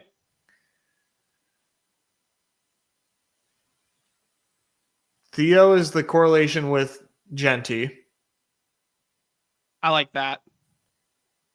Dude, Woody Marks is sitting here too, though. Wow, that would be an absolute turn. I think we start with Theo. Okay. Yeah, guy on the end there needs tight end as well. Theo is a little bit of a moon shooter, coupled with the fact that it's week 17 with the Colts stuff. He goes the Ferguson route. Then Ben Sinnott. The S words are telling us Coker or Freiermuth or Waller. Do you want to do Marks? I want to do Marks. Let's do it. Like, what do we win when we win with Marks? A lot. Like, right. You could super stack with Justice Hill and just do this is full onslaught of Baltimore. But like, what do we win when we win with these rookies? None of them share the same. One share the same bye Dude, week. 5 fucking rookies. 5 rookie running back room. Dude, that's crazy. 5 running backs, all rookies seems crazy. Fucking right, Tate. But like it doesn't, like, when you say it, yes, but when I look at the team, I'm like, no. Yeah. I'm rocking with this. You have to tweet this. You have to tweet this team. Okay. Or maybe I can tweet it and then send it to me, because like people hate me. So I think people I think nobody I don't think people hate you. I think you're a more approachable figure between the two of us to have like discourse and whatever with over a team. I'll just like be like fuck you or not respond. Like, you know what I mean? Like, people are just like, just let I don't think people hate me, to be clear. Like, I do have a better outlook on myself, but like they Neil said, yeah, just came out here to rage at Nez. Yeah. That is so untrue. Oh man. Rage bait Nez. There you go. Pikachu says this team fucks. All right. It does. Okay. I'm gonna take a screen grab of it. I'm gonna make sure I rename it on behalf of both of us. And then you can tweet it out and do your worst here, Nez, and see if the people hate on you. So that was BBM number 41, I think, for me. Oh, nice. Saving up, man. Yeah. The thing is, I like to do it in to me, like the posting for engagement is an art form, because I don't want to just like purely rage bait. You know, I don't want to just be out here and be like, I don't know, like 5 rookie, you know, like I'll sure. You know, like there's it's an art form, right? And I hate when people are just strictly out here to rage bait. That to me, I think is cheap. Mm-hmm. I don't like it. Yep. I'm gonna earn your engagement earnestly. I'm gonna make you wonder. Like, I'm gonna make you wonder. Okay. I respect that from a game standpoint. My engagement farming is geolocated, nerfed on every platform, being Canada and being Vancouver tied to smaller population. My engagement farming is entirely nerfed. I'm a firm believer. You think? That, 100%. I'm like 1000% can attest to it. I think if our show was in New York and both you and I lived in New York, or if it was in LA and we both lived in LA, our outreach would be that of like BDG, or it would be like something like that. Firm believer. You're holding us back. Here's what you're telling me. I'm holding us back in more ways than one. Don't you worry. Hold on. Okay. I just sent you, Chris, that's better than a John Badge Bros Brawl team, but that's a low bar. That's funny. Okay, Nez, I just sent you the team. Nez is gonna engagement farm the shit out of it, and we're gonna have a laugh at all the toxicity that rolls in. 3-5-8-2, where we dared to go where no man has gone before, with all this early rookie draft capital. Lamar Jackson, Jared Goff, AR-15, Anthony Richardson, starting quarterback for the Indianapolis Colts, who people forget is a spike week monster. Go listen to Silva and Levitan's most recent show for more information on that, on how good he was. I was workshopping a take last night, Nez. It's an asymmetrical bet right now on Anthony Richardson versus Justin Fields. I still think Justin Fields is a good bet, and I think Justin Fields is someone I want to have exposure to for ceiling outcome, especially on a week-to-week basis. But given his price point relative to Anthony Richardson's and their ceilings on week-to-week potential and offensive environments, I give like a slight tick to everything Colts related versus Justin Fields, and they're 140 picks apart or 100 picks apart. Yeah, there's just like way more variance in games played. But if you were to tell me all things equal games played wise, I would take Anthony Richardson. If it was just like Anthony Richardson, no matter what the ups and downs are, unless he's hurt, he's playing every game for the Colts. Then yeah, he's like the best pick on the board, and it's not even close. But we are obviously baking in less than a full season. So that's part of the issue. But no, I agree. Like we've been saying for a while that like, dude, the weapons on the Colts are like really good. Right. Like top to bottom, every position. Their offense is really good. Yeah. But like, can Anthony Richardson can he sustain it? Can he make it happen? And if he can't, can Daniel Jones? Like they're like, damned if they do, damned if they don't. But I think Richardson has the best chance of making things happen there. And I think it happens via a very simplified offense in terms of what they're asking him to do. And if that happens and he plays all 17 games for us in fantasy, I mean, best pick on the board, kind of hard to argue that it's relatively close. Yeah, fully agree, bro. Lamar, Goff, Richardson, Genty, Hampton, Henderson, Harvey, Woody Marks, who is surprisingly still available in the last round there, despite this week's Mixon news. Amon-Ra St. Brown, Downs, God, I was going to say Goodwin, thinking of Marquise Goodwin. Godwin, Shaheed, QJ, a.k.a. Quentin Johnston, Romeo Dobbs, Demario Douglas, DeAndre Hopkins, Andrews, Theo Johnson as a team. Nez, I pose you the definitive question of our generation. Does it suck or does it fuck? No, this team very, very clearly fucks. It fucks in all the weirdest, kinkiest ways. I can't really go into the specifics, but yes. Okay. Nez, associated with your Brees thing, Devin's asked like 3 times in here. Our resident I haven't seen it. Sorry.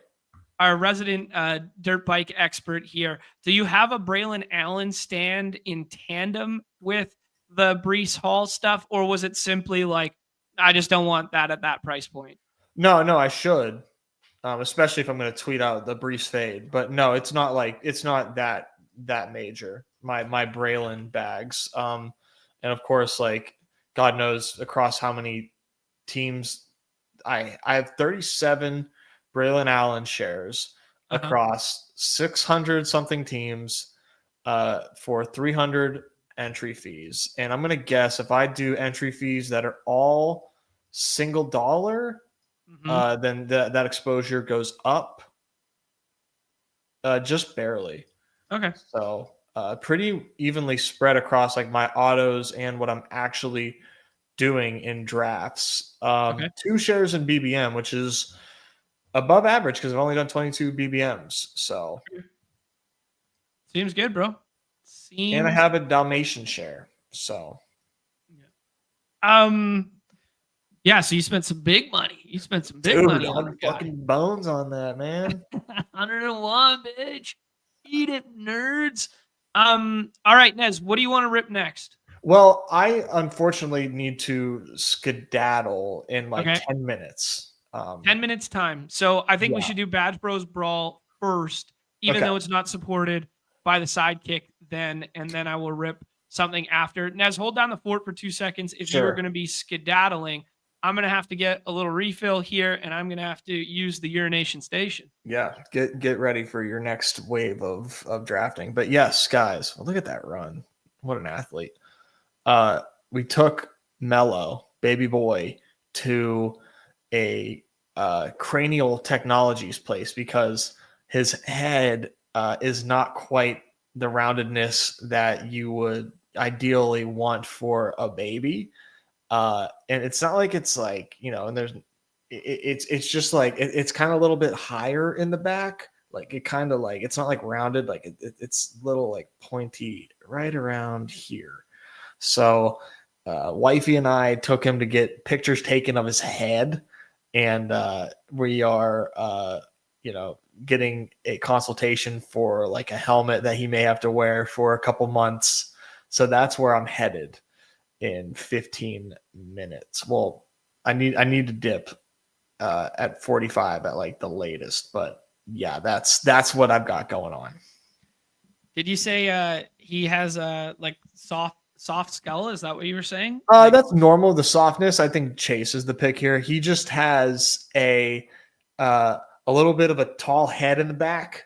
And so we're looking at a helmet to kind of get that in a more uniform shape. It's a very mild case of whatever it's called, but so we'll see. Like if it's like an exorbitant cost, then we're gonna be like fuck that. But sure, yeah. I hope. And it's not something that just like naturally like he's just big brained at his age. I think it's because he was like laying on his back too. Like we held him a lot, but like I think like when he lays on his back, it kind of like flattens out a little bit. I can just picture this being because his father is drafting all of these slow drafts. He's like, oh my God, I got 37 more slow drafts to be and you need both hands. So you're putting him down on his back again. And the poor guy's head is just getting mushed at the back because his dad's got 300 drafts on the clock. Let's not say that too loud. Put the headphones on. Oh shit! There's no doubt a correlation between father screen time and flat and head curveness. Here, Timmy Carr, he said his helmet had the same thing. Youngest son had to have a helmet. It took him some time to realize his head wasn't naturally padded after he took it off. So be mindful of that. Okay.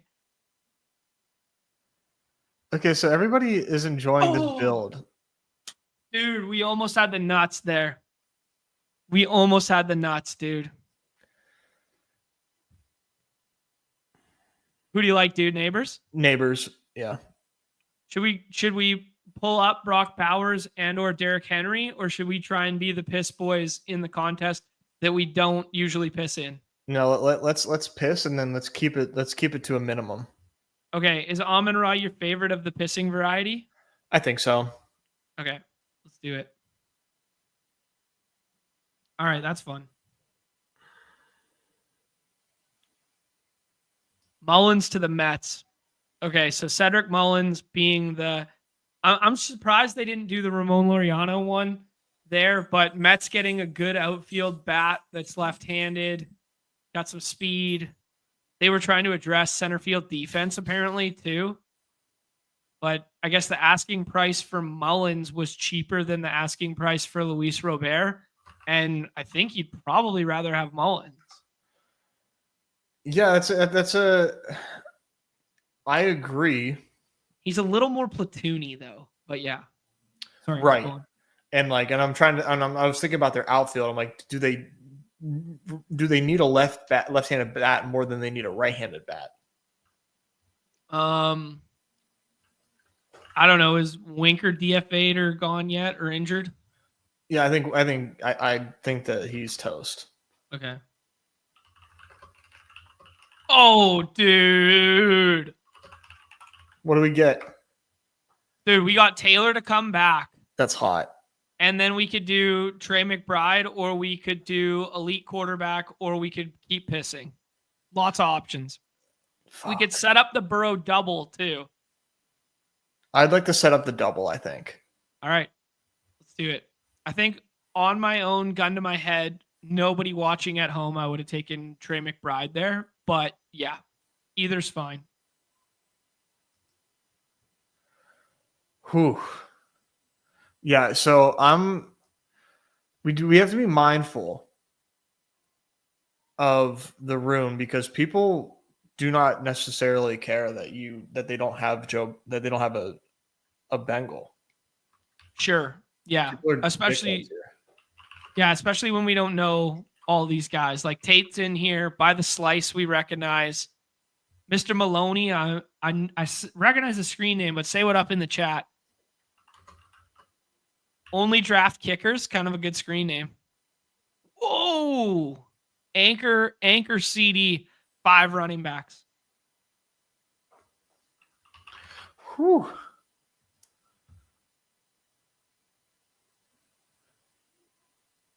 Yeah, I know. I needed to be more inflammatory, but Nobody's dunking on your tweet. No, I didn't rage bait hard enough. Jaden Daniels is here too. So is Kittle. Dude, I'd be kind of down to do like Kittle and Daniels and then try and push Burrow and get Burrow next time. So like I do like Kittle. Okay. My problem with Daniels is like you make the room want to take Burrow more because then they see quarterback is like gone. Okay. I like that take. How would you spend the capital then? Ken Walker? Yeah. Let's do Ken Walker. Okay. All Good alternative. I think I saw someone else say it. I don't know if it was in the Discord or when I was just scrolling the doom scroll this morning. Saw someone else say that like Breece Hall and Ken Walker's ADP should be flipped. I'm not sure I'm that bullish and bearish on both scenarios, but like I do see the merit in the take.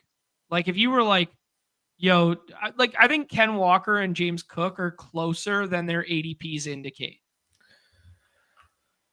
So yeah, I think that's where I'm at with it. I'm trying to figure out a way to get to Ken Walker greater than Breece though really badly. Sure. How do I get there? Maybe by like a points per game standpoint last year. I mean, dude, the fact that like Ken Walker like ramped up the receiving in a big way was so hot last year. Dude, and all Kubiak's quotes recently are about it too. Oh, wow. Yeah. Okay, Nez, we're going to have a decision here. It's Burrow time for sure. 100%.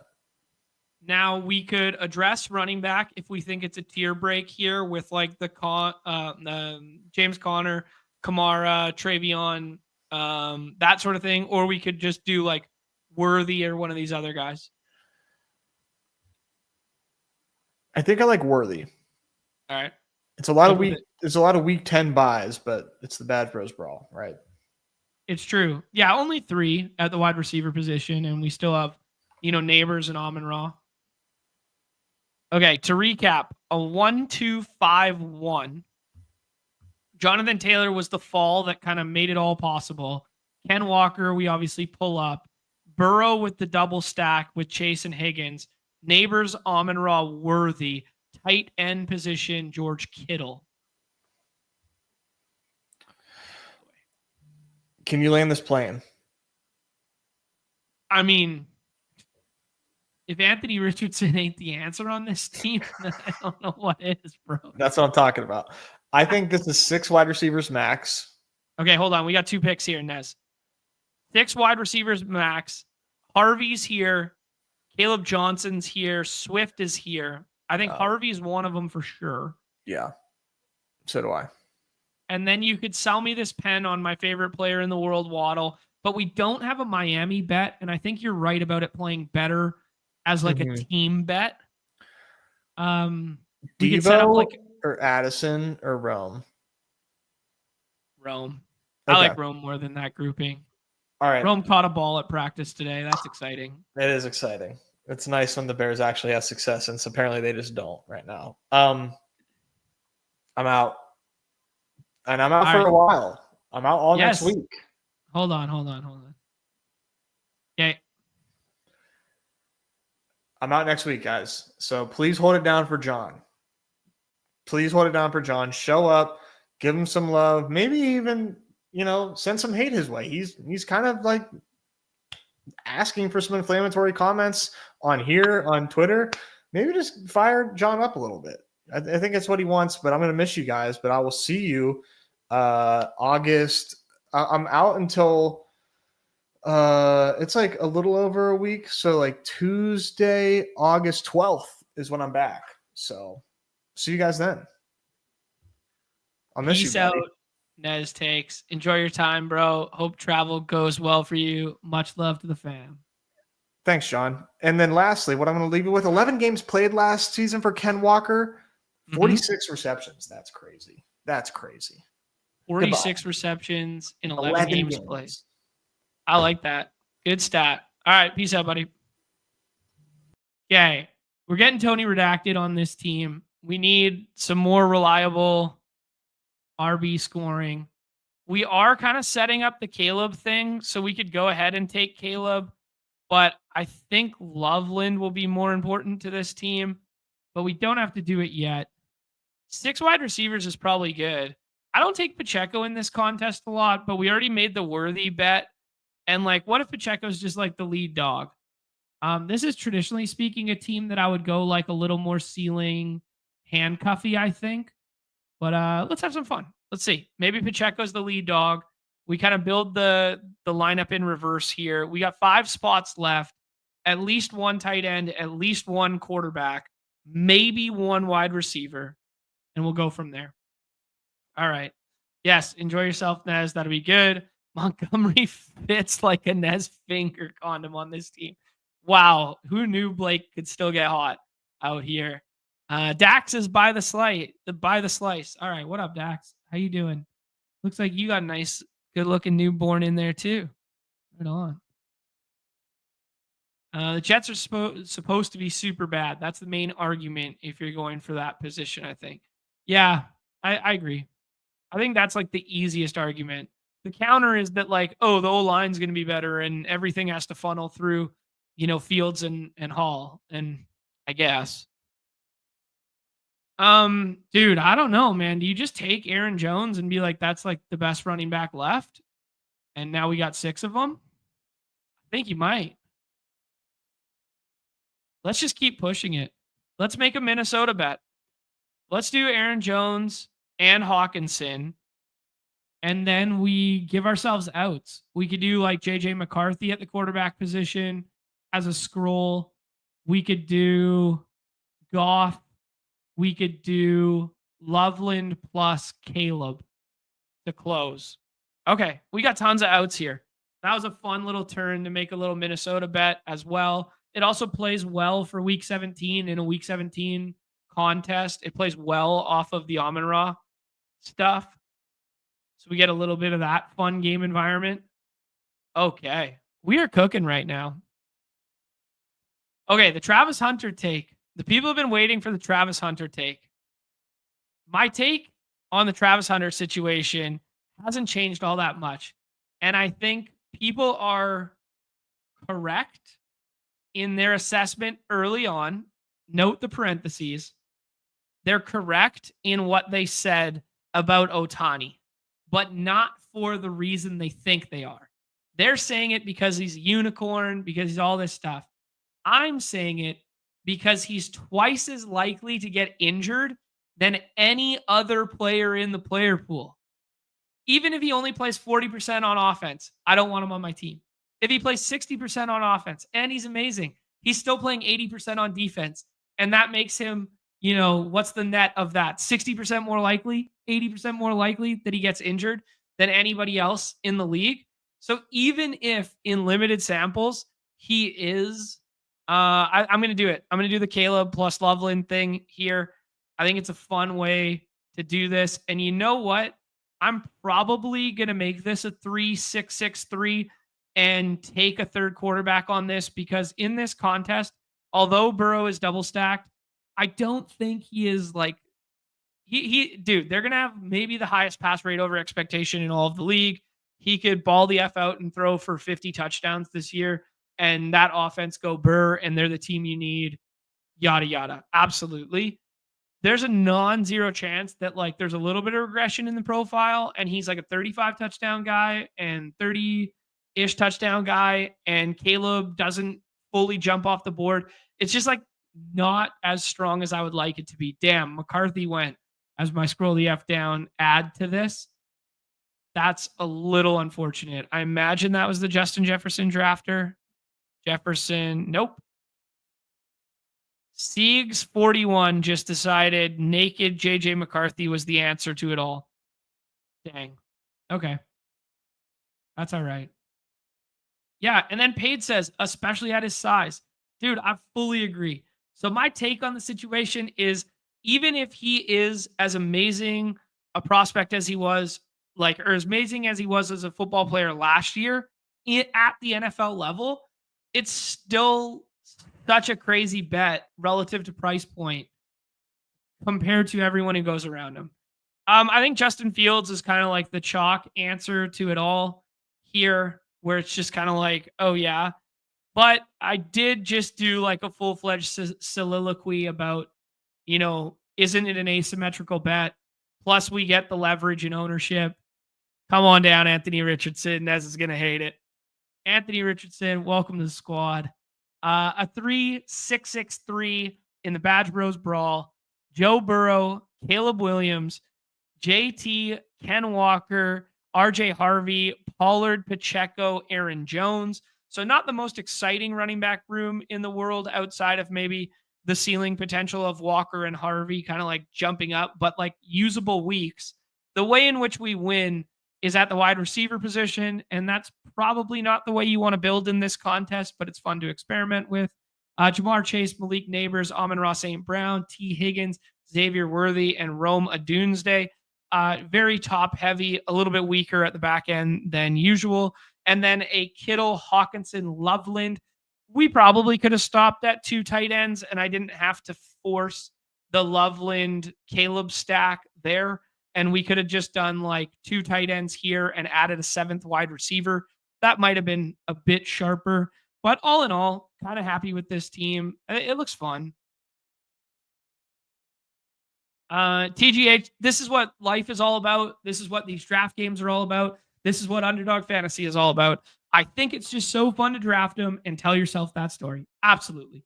It is so fun to draft them and tell yourself that story that they're going to go Burr. That offense go Burr. Trevor Lawrence, everybody was tweeting out the stats of his completions and stuff like that. Yeah, people are getting excited about that offense in general, the Liam Cohen stuff, etc. Or big A-rich day for the Badge Bros. Yeah, it is. It is right now. Scared money don't make money though. Well said. Let's rip one last draft here. Let's do something of the 12-person variety so more of you guys can get in. You know what? Let's do BBM. Let's do another BBM. I was going to mess around and do a Husky. I think it'd be easier to, and we already filled it. All right, then. I was about to say it'd be easier to fill a BBM, and it looks like this one's already filled. I feel sorry for everybody on the other side of the curtain who couldn't hop in with me. But yeah, any day that ends in a Y is a big A-rich day. Fucking right, baby. Let's double down on some of these baseball trades, see what's going on. Bednar deal there. Okay, so James Outman has been listed as the return piece in that Brock Stewart deal. So James Outman obviously had a really good start to the year last year. Had a really good start to the year last year. Where was it? 2 years ago. And then after that kind of flamed out a little bit. And then they went the route of Andy Pages is better and Michael Conforto, welcome to the roster. They re-signed Tommy Edmonds. So this was an expendable piece for them at the AAA level who was kind of a luxury for them. So yeah, interesting stuff there that he is part of that deal. It looks like the Yankees are solidifying their bullpen a little bit too by taking Jake Bird from the Rockies. Red Sox are in talks with Merrill Kelly. That was a little bit of a rumor going around. I don't know any of these prospects in the Cedric Mullins deal without doing a little more research. Interesting that Baltimore is saying the asking price, or it's being reported that the asking price for Ryan O'Hearn is very high. I mean, he's like, I don't know, man. He's like 3 times, I don't want to say failed, but like he flamed out with the Royals. They got him for nothing. Obviously, he was hammering the shit out of the ball early in the year, but it's also a great park for left-handed power. He's 32 years old. Like, what are we doing here? Like, sure, he's like a 2-WAR player this year, But like, what are we doing for real? We'll be up in 2 picks here, so I got to be mindful of that. I'm just taking a look at the Ryan O'Hearn contract. We're on the clock here. Neighbors, Nico, Genty, Sidekick still likes Neighbors. Yeah, I'm not overly concerned about the AC joint thing, so I'll go ahead and take Neighbors here. Dude, HN going at 1-8. Man, that's my pick, bro. That's my pick. Paid asking if I like the Eugenio deal. Yeah, we talked about it a little bit earlier. I'm totally fine with it. It's just such a glaring hole. It's such a glaring hole for the Mariners. I would have just preferred they kept him, obviously, but Lad gets pulled up to this side of the board there. I think this is going to be a Genty team. I did kind of lay out the bad case for it earlier. Fuck it. Let's do it. Let's take Brian Thomas, see what happens. Let's do Thomas and Neighbors and see what happens. Let's have fun. Let's have fun. Genty's been falling a little bit more in rooms recently. You're going to see a lot more of this like Puka plus Genty stuff because Puka's also a little bit of a faller. I'm not overly concerned. I did listen to Silva and Lev when I was coming back from hockey last night. And I did listen to them talk about, Silva's like, hey, 37-year-old quarterback in Matthew Stafford with back issues. I get that take. And then Lev's a little bit more on the other side of like what I said the other day, where it's like he's worn a flak jacket for years, played through everything for years, and he's had chronic back issues for years. Maybe there's a reason they went year to year on the contract with the Rams and they didn't want to lock in to like a full-fledged future with him at the helm knowing this. But I still think it's like he's going to be ready for week 1 and he's going to play through it for week 1 anyways. It's not as bearish to me as like people's thoughts on like Joe Misdemeanor, aka Joe Mixon right now. So yeah, couldn't happen to a nicer guy. Blake said he doesn't hate the HN at 8, one of the handful of dudes with overall RB1 range outcomes. I fully agree with you, Blake. He is one of my he's one of my favorite picks right now, and my exposures reflect it. And I think that's going to be the theme of the Solver Series video this week. If Jimmy G comes in, he's spamming Puka slants anyways. It's true. It's true. I mean, it's not the most desirable setup in the world, but it's also not a complete zero. Like, you want to talk about going back to the Jets situation, and we got all scared about Fields when it looked like potential Achilles or whatever we thought it was when he got carted off the other day before the dislocated toe. Like, you want to talk about a team that's just fucking drawing stone dead unless they made a move for Kirk Cousins, like Tyrod Taylor at the helm of that for the whole season. There's your bear case on Brees and stuff. I mean, almost so many teams are dead without their starting quarterback, but that one sticks out like a sore thumb. Other teams will skate by. Brees goes there. Kyron got flipped on the board there. We got a Smith and Jigba or Hampton pick here. Let's do the Hampton thing. Sidekick not as high on the Jackson Smith and Jigba stuff. I do think the reason you pass on Genty is that you can get a running back on this side of the board at this point in the draft. So yeah, it's good reason to do. I think wide receiver at 39 and then running back at 58 feels good to me, especially when we have 1, 2, 3 teams that have cranked 9 running backs are on 3 teams right now. So is that a bull case for a running back to come back to me?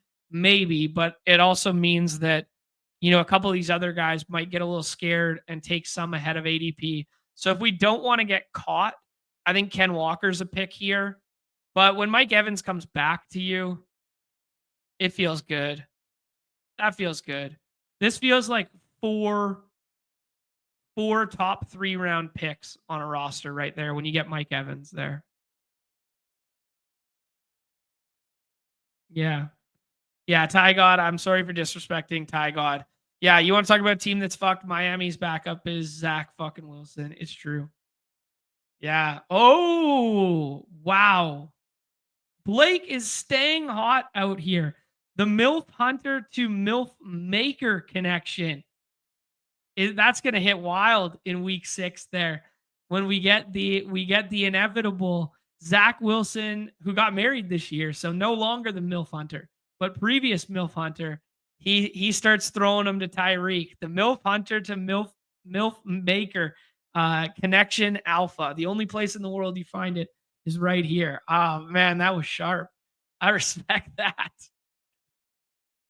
Keep me up to date in the chat, friends and family there, just so we can see what's going on with some of these trade situations. I don't have, the push notifications on right now. I'm going to retweet Nez's.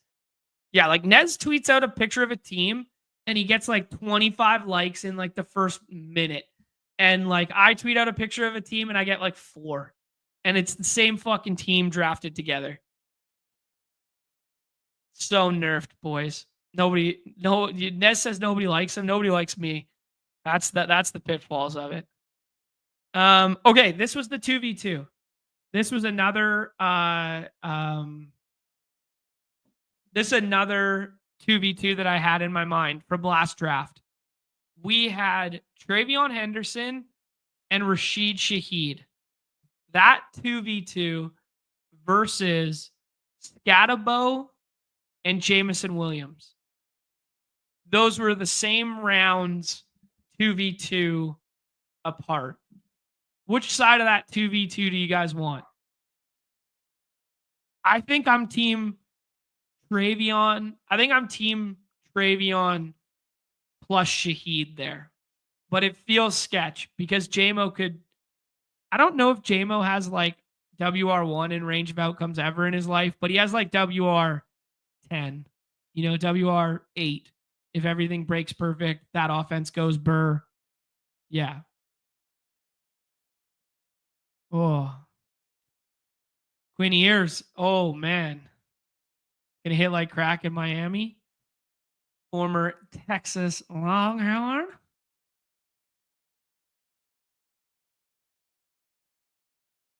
I was about to get excited here, but then I realized that, okay, this is what happened. Okay, perfect. All right. I just had the Travis Hunter spiel. I don't want to draft Travis Hunter, but it does make a lot of sense in a double stack here.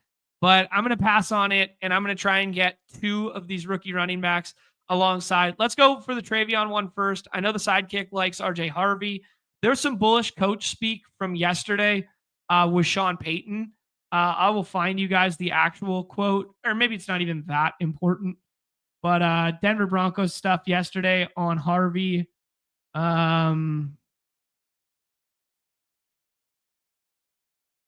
had a run today that was something. We kind of all just turned and looked at each other. Wow. Like that's pretty sick. Like that's what I want to hear. He does not come back. If Travis Hunter comes back, I'll do it. If he comes back here, I'll do it. All right. It's a sad day to see Jon going against fun. Let's have some fucking fun. Let's have some fun. Travis Hunter it is. The Sidekick likes it. We get the double stack. We still get the Travion Henderson pick that I wanted. I would have preferred if RJ Harvey came back, but we set up that double stack and we're going to have all the funds. All right. Carlos Correa traded back to the Astros. Wow. So that's extremely bearish for Jeremy Pena's timeline. But that also means they probably think, they're leading the division right now, but they probably think they're going to get, Yordan Alvarez back at some point. They're going to get Pena back at some point, but maybe not immediately. Does he play third base?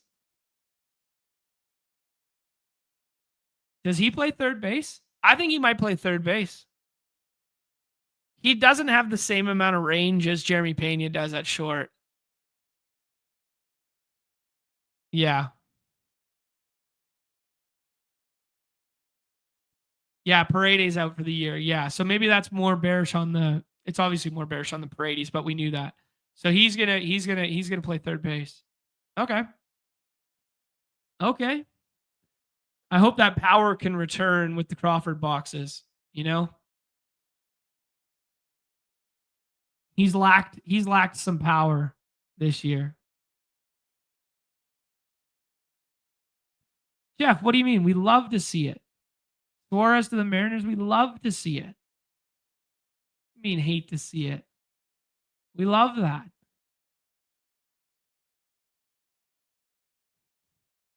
He was my biggest, not they weren't like full-fledged fades this year for me, but I had some bad runouts with the Suarez fade and the Cal Raleigh fade.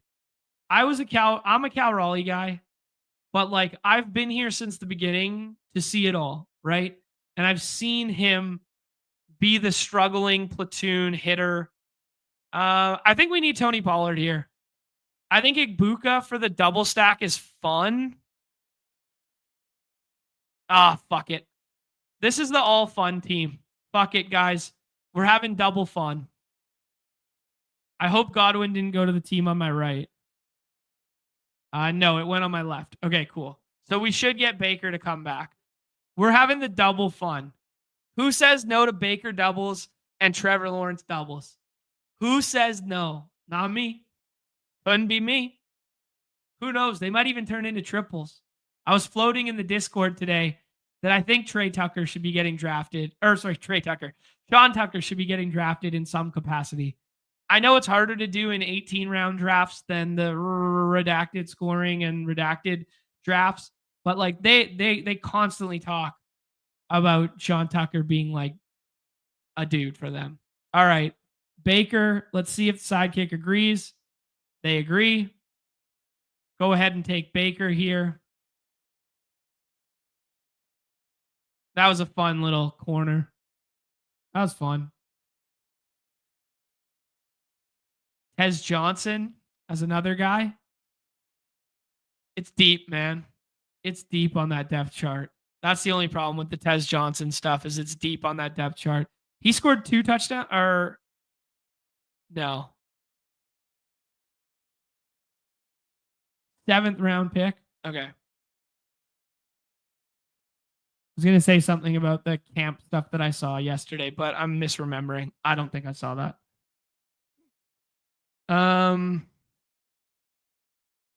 Okay, fun team so far. Fun team. It's definitely, we got accused by not being the fun guy anymore. And we're fucking back being the fun guy. Baker double, Hampton and Henderson as these sloppy rookie bros at the top. Neighbors, Thomas, Evans, Hunter, Ibuka. Okay. We better not screw this up. Because this team is fun.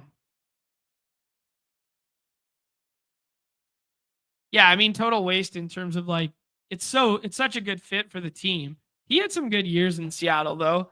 And right field is better to hit to than left field left field's better to hit to than right field in that ballpark. And that ballpark's not playing as terrible as it has been in the past. But yeah, I get it from like a fantasy output standpoint. Like anyone who goes to Seattle, it's bad. It's bad for their output, obviously. But in terms of like what the team needed and their ability to compete down the stretch, like they just should have never made the trade to get rid of him for the Canzone deal. But yeah.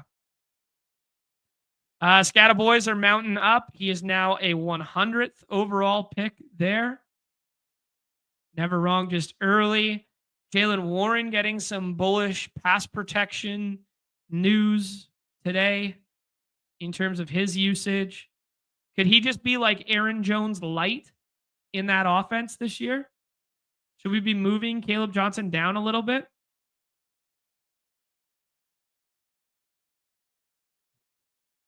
I mean, it's still a really slow Arthur Smith offense. J.K. Dobbins goes. ETN goes. I think it's Mark Andrews here. We're pretty good at the wide receiver position. We could take Shaheed and shut it down. We know that Trevor Lawrence is going to be our QB3 on here. He goes at pick 131, which will be available at 130 the next time in theory. We could take a look at the Sidekick and scroll to Trevor Lawrence. They project that the next availability, he'll be 65% chance he's available at our next pick. So if we want to risk it, we can risk it. But we don't have to. We could double up on tight end and take like Tyler Warren here, a guy that I'm trying to get more of in my life because they could use him in some very creative ways, like he was used in college. Judkins is a cross out for me. We could pull up Spears because we don't really have anything cooking in the running back room, and he always goes on the other side of the board. They like Bo Nix a little bit. I think this team might be dead without Trevor Lawrence, so why push it? But we're going to push it. Let's fuck around, find out. Let's take Tyler Warren on the right side of the board here. Let's do a little double tight end and then push Trevor Lawrence. Everyone on the left-hand side of the board already has a quarterback except for Claymaker. And there are at least 5 in terms of ADP in front of Trevor Lawrence. And nobody on that side of the board has a stacking partner for him. So we'll see. We'll play chicken with the room. But it is kind of a what do you win when you win proposition. Correa will be playing third base. Confirmed. Yep. Makes sense. Makes sense. I'm going to take a look at MLB.com. See what's going on.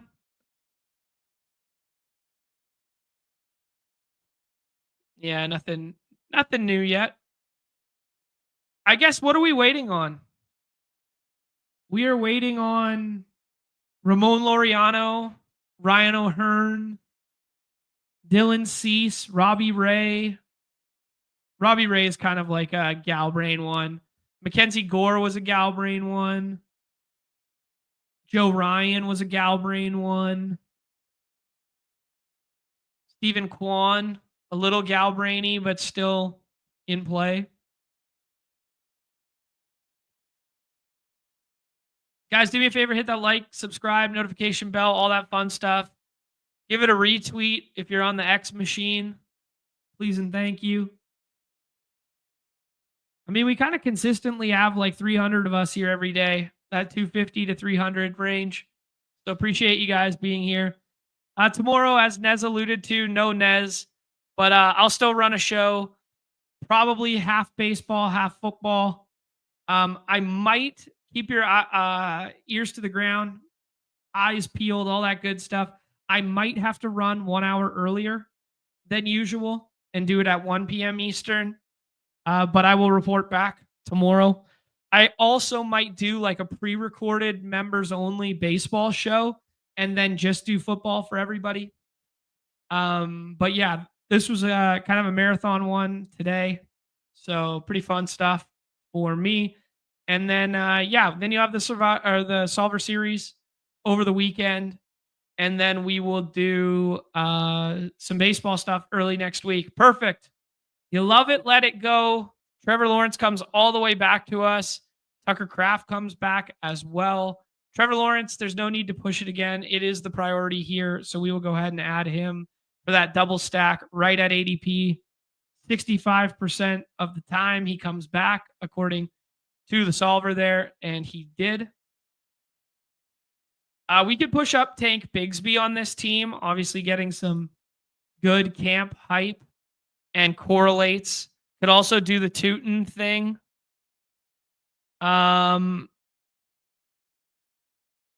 Sampson, Rashad White correlates as well. I think we can kind of leave wide receiver with like the depth of these 5 strong ones right now. and it's time to really start addressing the running back position. So I like all these suggestions on the screen. Javonte Williams, we were talking in the Discord today, like should him and Miles Sanders just be flipped at this point? Bigsby, his ADP is 150. There's a 47% chance he comes back. Can we take Ray Davis as like a handcuff, or is there no point? We've made the team bet. Let's scroll the F down and take Bigsby here. We've made the correlated team bet. What's the difference in 20 picks of ADP? There's going to be some running back that is handcuff-y as well at 154 that we could get. Maybe not as good in a vacuum as Ray Davis could be if he got the full role, but Tank Bigsby and building out this Jags bet is probably more important after Tootin goes beside us. What was the Dallas stuff we were looking at? Obviously, the big stuff in Dallas was like Ferg getting signed. Schottenheimer had some comments on Jaden Blue. He has flashed besides speed, ability to catch the ball, ability to work in tight spaces. I think that in the spring he picked it up maybe slower than we had hoped. Not now. He's got it. He's figured it out. So that's some pretty bullish stuff on Jaden Blue coming straight from the offensive coordinator. Brian Schottenheimer also had a quote today that he was talking about shoving the ball up other teams' asses in terms of rushing. So that's bullish. Jaden Blue goes there. Dylan Sampson goes at 140, which is, still fine. This team could be a Jerome Ford team. We got 2 rookies and Tank Bigsby on the team right now. We could definitely use like some scoring points, especially early in the season. Could also be a Nick Chubb team or a Woody Marks team. I'm a little scared about Nick Chubb, like just in general, and his ADP continues to climb. But like the bro science side of Braylon Allen goes there. Playmakers paying attention to the news and doing some ball knowing, because I was thinking we were going to get Braylon Allen on the way back here. Kind of unfortunate. Ray Davis is still on the board though, so might come back to us. Yeah, the Nick Chubb stuff's interesting. Like obviously he's had some catastrophic knee problems, but like this dude is a superhuman freak. He still squats like 600 pounds. He's a monster. I could talk myself into it. 5 running backs for the guy beside us, so hopefully he doesn't take Ray Davis. It'll be interesting to see if the sidekick prefers the correlation of Rachaad White anyways. Yeah, Rachaad White goes there. So he takes a 7th, what was that, a 6th or 7th running back, and it's the one that correlates for us. Ray Davis is the pick for us.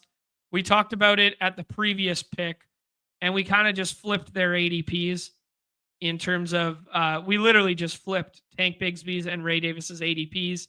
So entirely fine with that. Get a little handcuff upside potential on a team that spent all the capital early on wide receiver.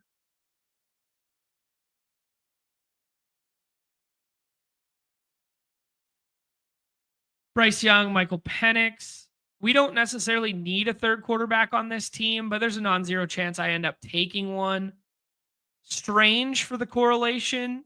That's a huge Jags bet. Not opposed to it. I think I prefer like some usable weeks out of Austin Eckler. I think we want to get Austin Eckler on this team. Get some usable weeks out there. No direct correlation for like, Dallas stuff or anything like that. But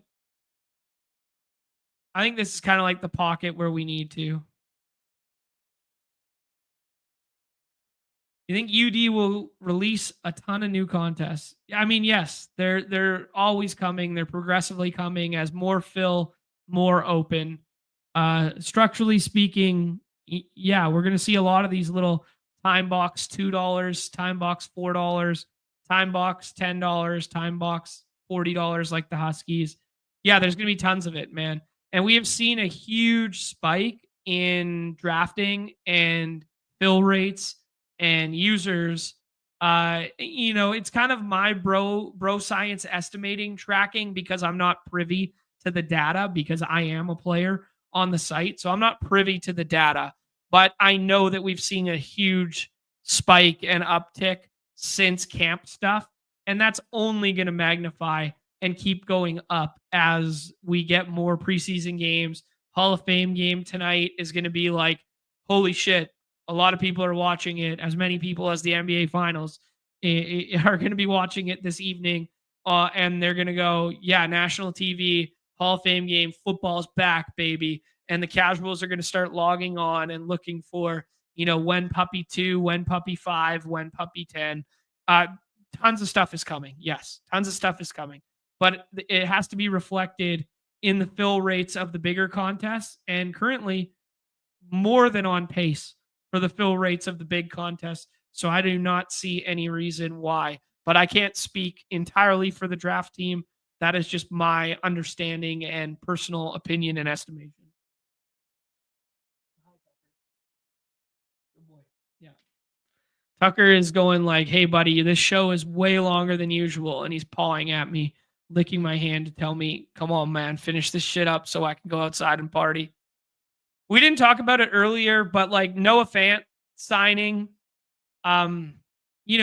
they could be the highest throw rate and pass rate. Wow, Richardson goes there. Damn.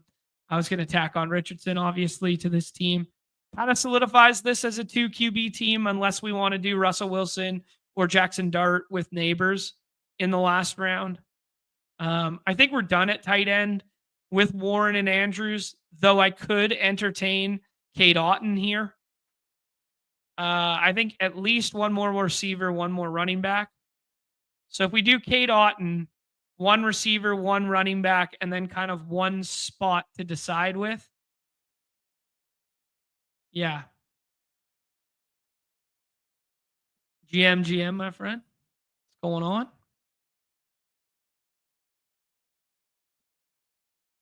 Nick Chubb goes there. Woody Marks would be fun here. Cade Otton is fun. Sidekick likes Jalen Noel.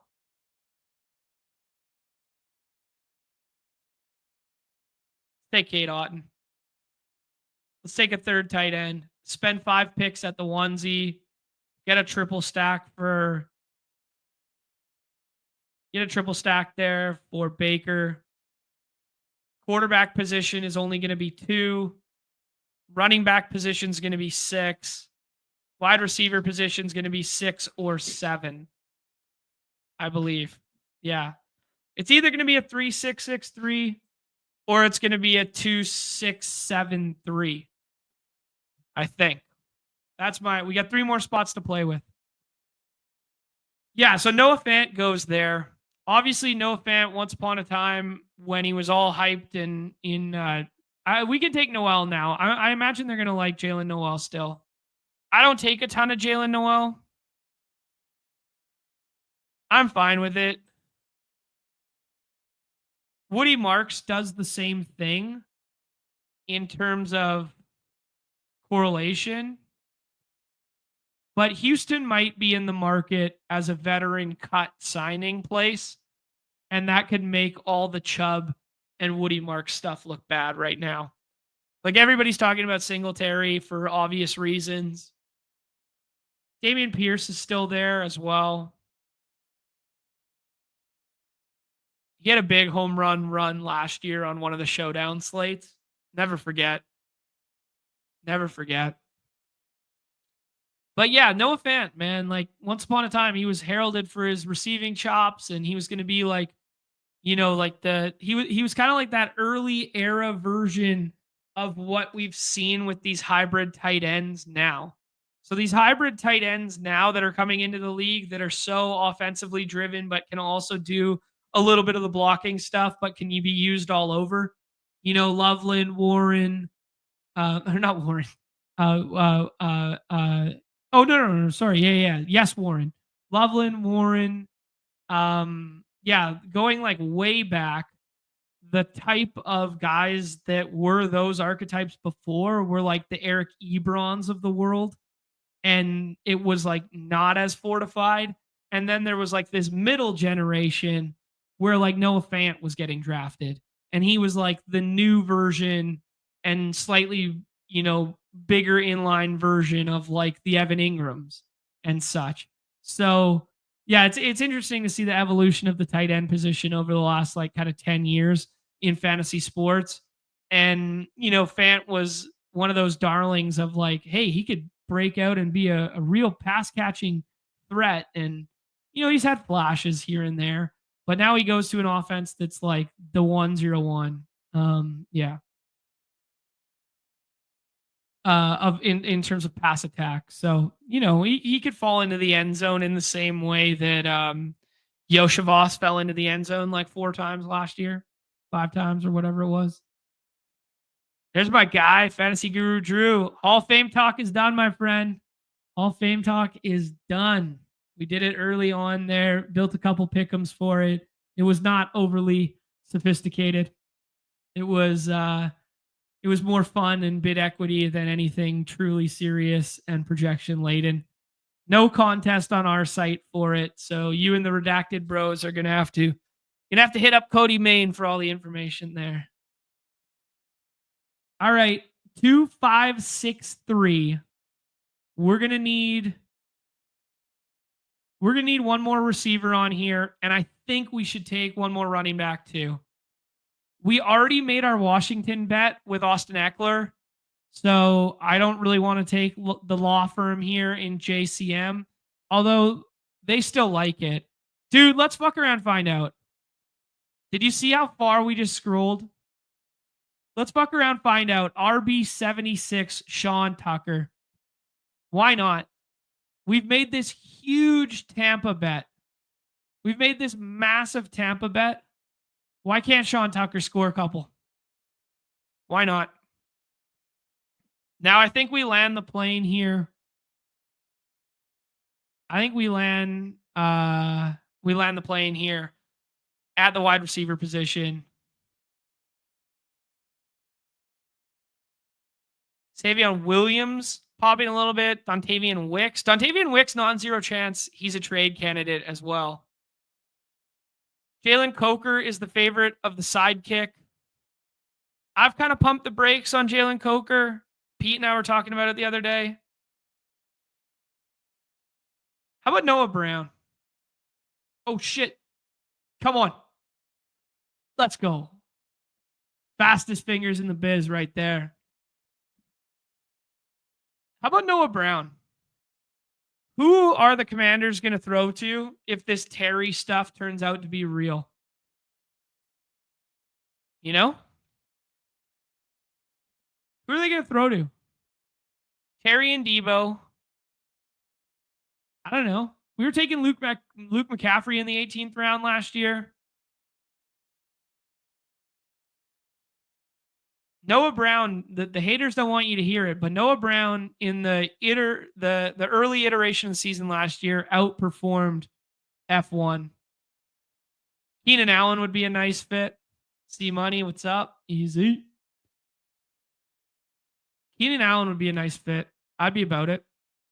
I'd like my Keenan Allen bag stand up anywhere. Absolutely. Josh Reynolds goes in that one. I know we don't love the Jets, but, Grex is tapped into the news a little bit. He's kind of like solidified himself as like the WR2 in that pecking order. Somewhat. I mean, I won't never say never. 2 major scroll the F downs for us at the end there. A Jalen Noel pick that we don't normally make. Where did Keenan Allen go in this one? Round 15? Okay, so people are still buying at like that elevated price point from before. 2 polarizing builds here in BBM today. 2 very, very different teams. The last one was early and often pounding the table for those rookie high upside running backs and an elite quarterback. And then we kind of did some patchwork at the wide receiver and tight end position. Tight end rooms kind of look this one's definitely way, way stronger than the previous one. It was Mark Andrews was just the overlap. But this was kind of like elite 2 isolated offenses that could be underrepresented right now that could break out in a big way. And we made 2 concentrated bets around them pretty heavily here. So this is the full correlation bro angle. And a 2-6-7-3, Baker Mayfield, Trevor Lawrence, Marion Hampton, Travion Henderson, Tank Bigsby, Ray Davis, Austin Eckler, and my first Sean Tucker share of the offseason here in terms of BBM and stuff like that. 20 round drafts. He was getting drafted every now and then. Neighbors, Thomas, Evans, Hunter, Igbuka, Noel, Noah Brown. Maybe we could have used a little bit more usable week kind of point scoring with those last 2 slots. But like, let's be real. This team is only going as far as its top 5 picks in terms of the wide receiver position. That's what it's all hinging upon. Mark Andrews, Tyler Warren, maybe that was good enough to shut it down at the tight end position, but we go ahead and tack on Cade Otton. We spend 5 picks at the onesies. In terms of the sucks or the fucks, I feel it is not as fucks as the previous one, but I do think this team has had a little bit of sexual intercourse in its day. I do think this team is getting after it. It is trying its best in terms of to get on the hashtag team, as our friend Mr. Levitan likes to say. It's trying its best, but it's not quite there yet. It's a little too young to participate in the behaviors of adulthood. But hey, maybe one day. It's pretty fun. It's pretty fun. Future Argonaut. Beautiful. Future Argonaut. I love it. Go play with Chad Kelly. Future Argonaut. Playing with Chad Kelly. All right, guys. Enjoy football being back on the programs tonight on the television there. That was 2.5 hours. Please do me a favor. If you've made it this far, hit the like, subscribe, the retweet, the share with your friends, the tell the people that we exist. We are out here 2 p.m. Eastern every single day, regardless of sport. If you look down below here on our YouTube channel, you can see us drafting the double dribble basketball this week, us drafting the Best Puck Classic earlier this week. Tons of baseball content in terms of the daily slates. Tomorrow is going to be a monster one. I think I counted 10 games, most likely on the main slate, and it's going to have reaction after the trade deadline. So massive MLB show for you guys tomorrow. Haven't decided if it's going to be paywall, if it's going to be pre-recorded, or if it's going to be at 1 p.m. Eastern. It's most likely going to be an hour early tomorrow. So just look at the Discord, look at the YouTube. I'll put the thumb up early, that sort of thing for you guys. There it is. There is the big deal finally happening. Ryan O'Hearn and Ramon Laureano to San Diego. San Diego addresses their offensive woes with both a left-handed and a right-handed bat, and at positions of need, really. That's a fun ad for their outfield, and then first base / DH for Ryan O'Hearn. Those are some good gets for the Padres. Padres going all in, man. Padres giving up the number 3 prospect for Mason Miller, hanging on to Dylan Cease, and then trading for those outfielders. That is them going all in.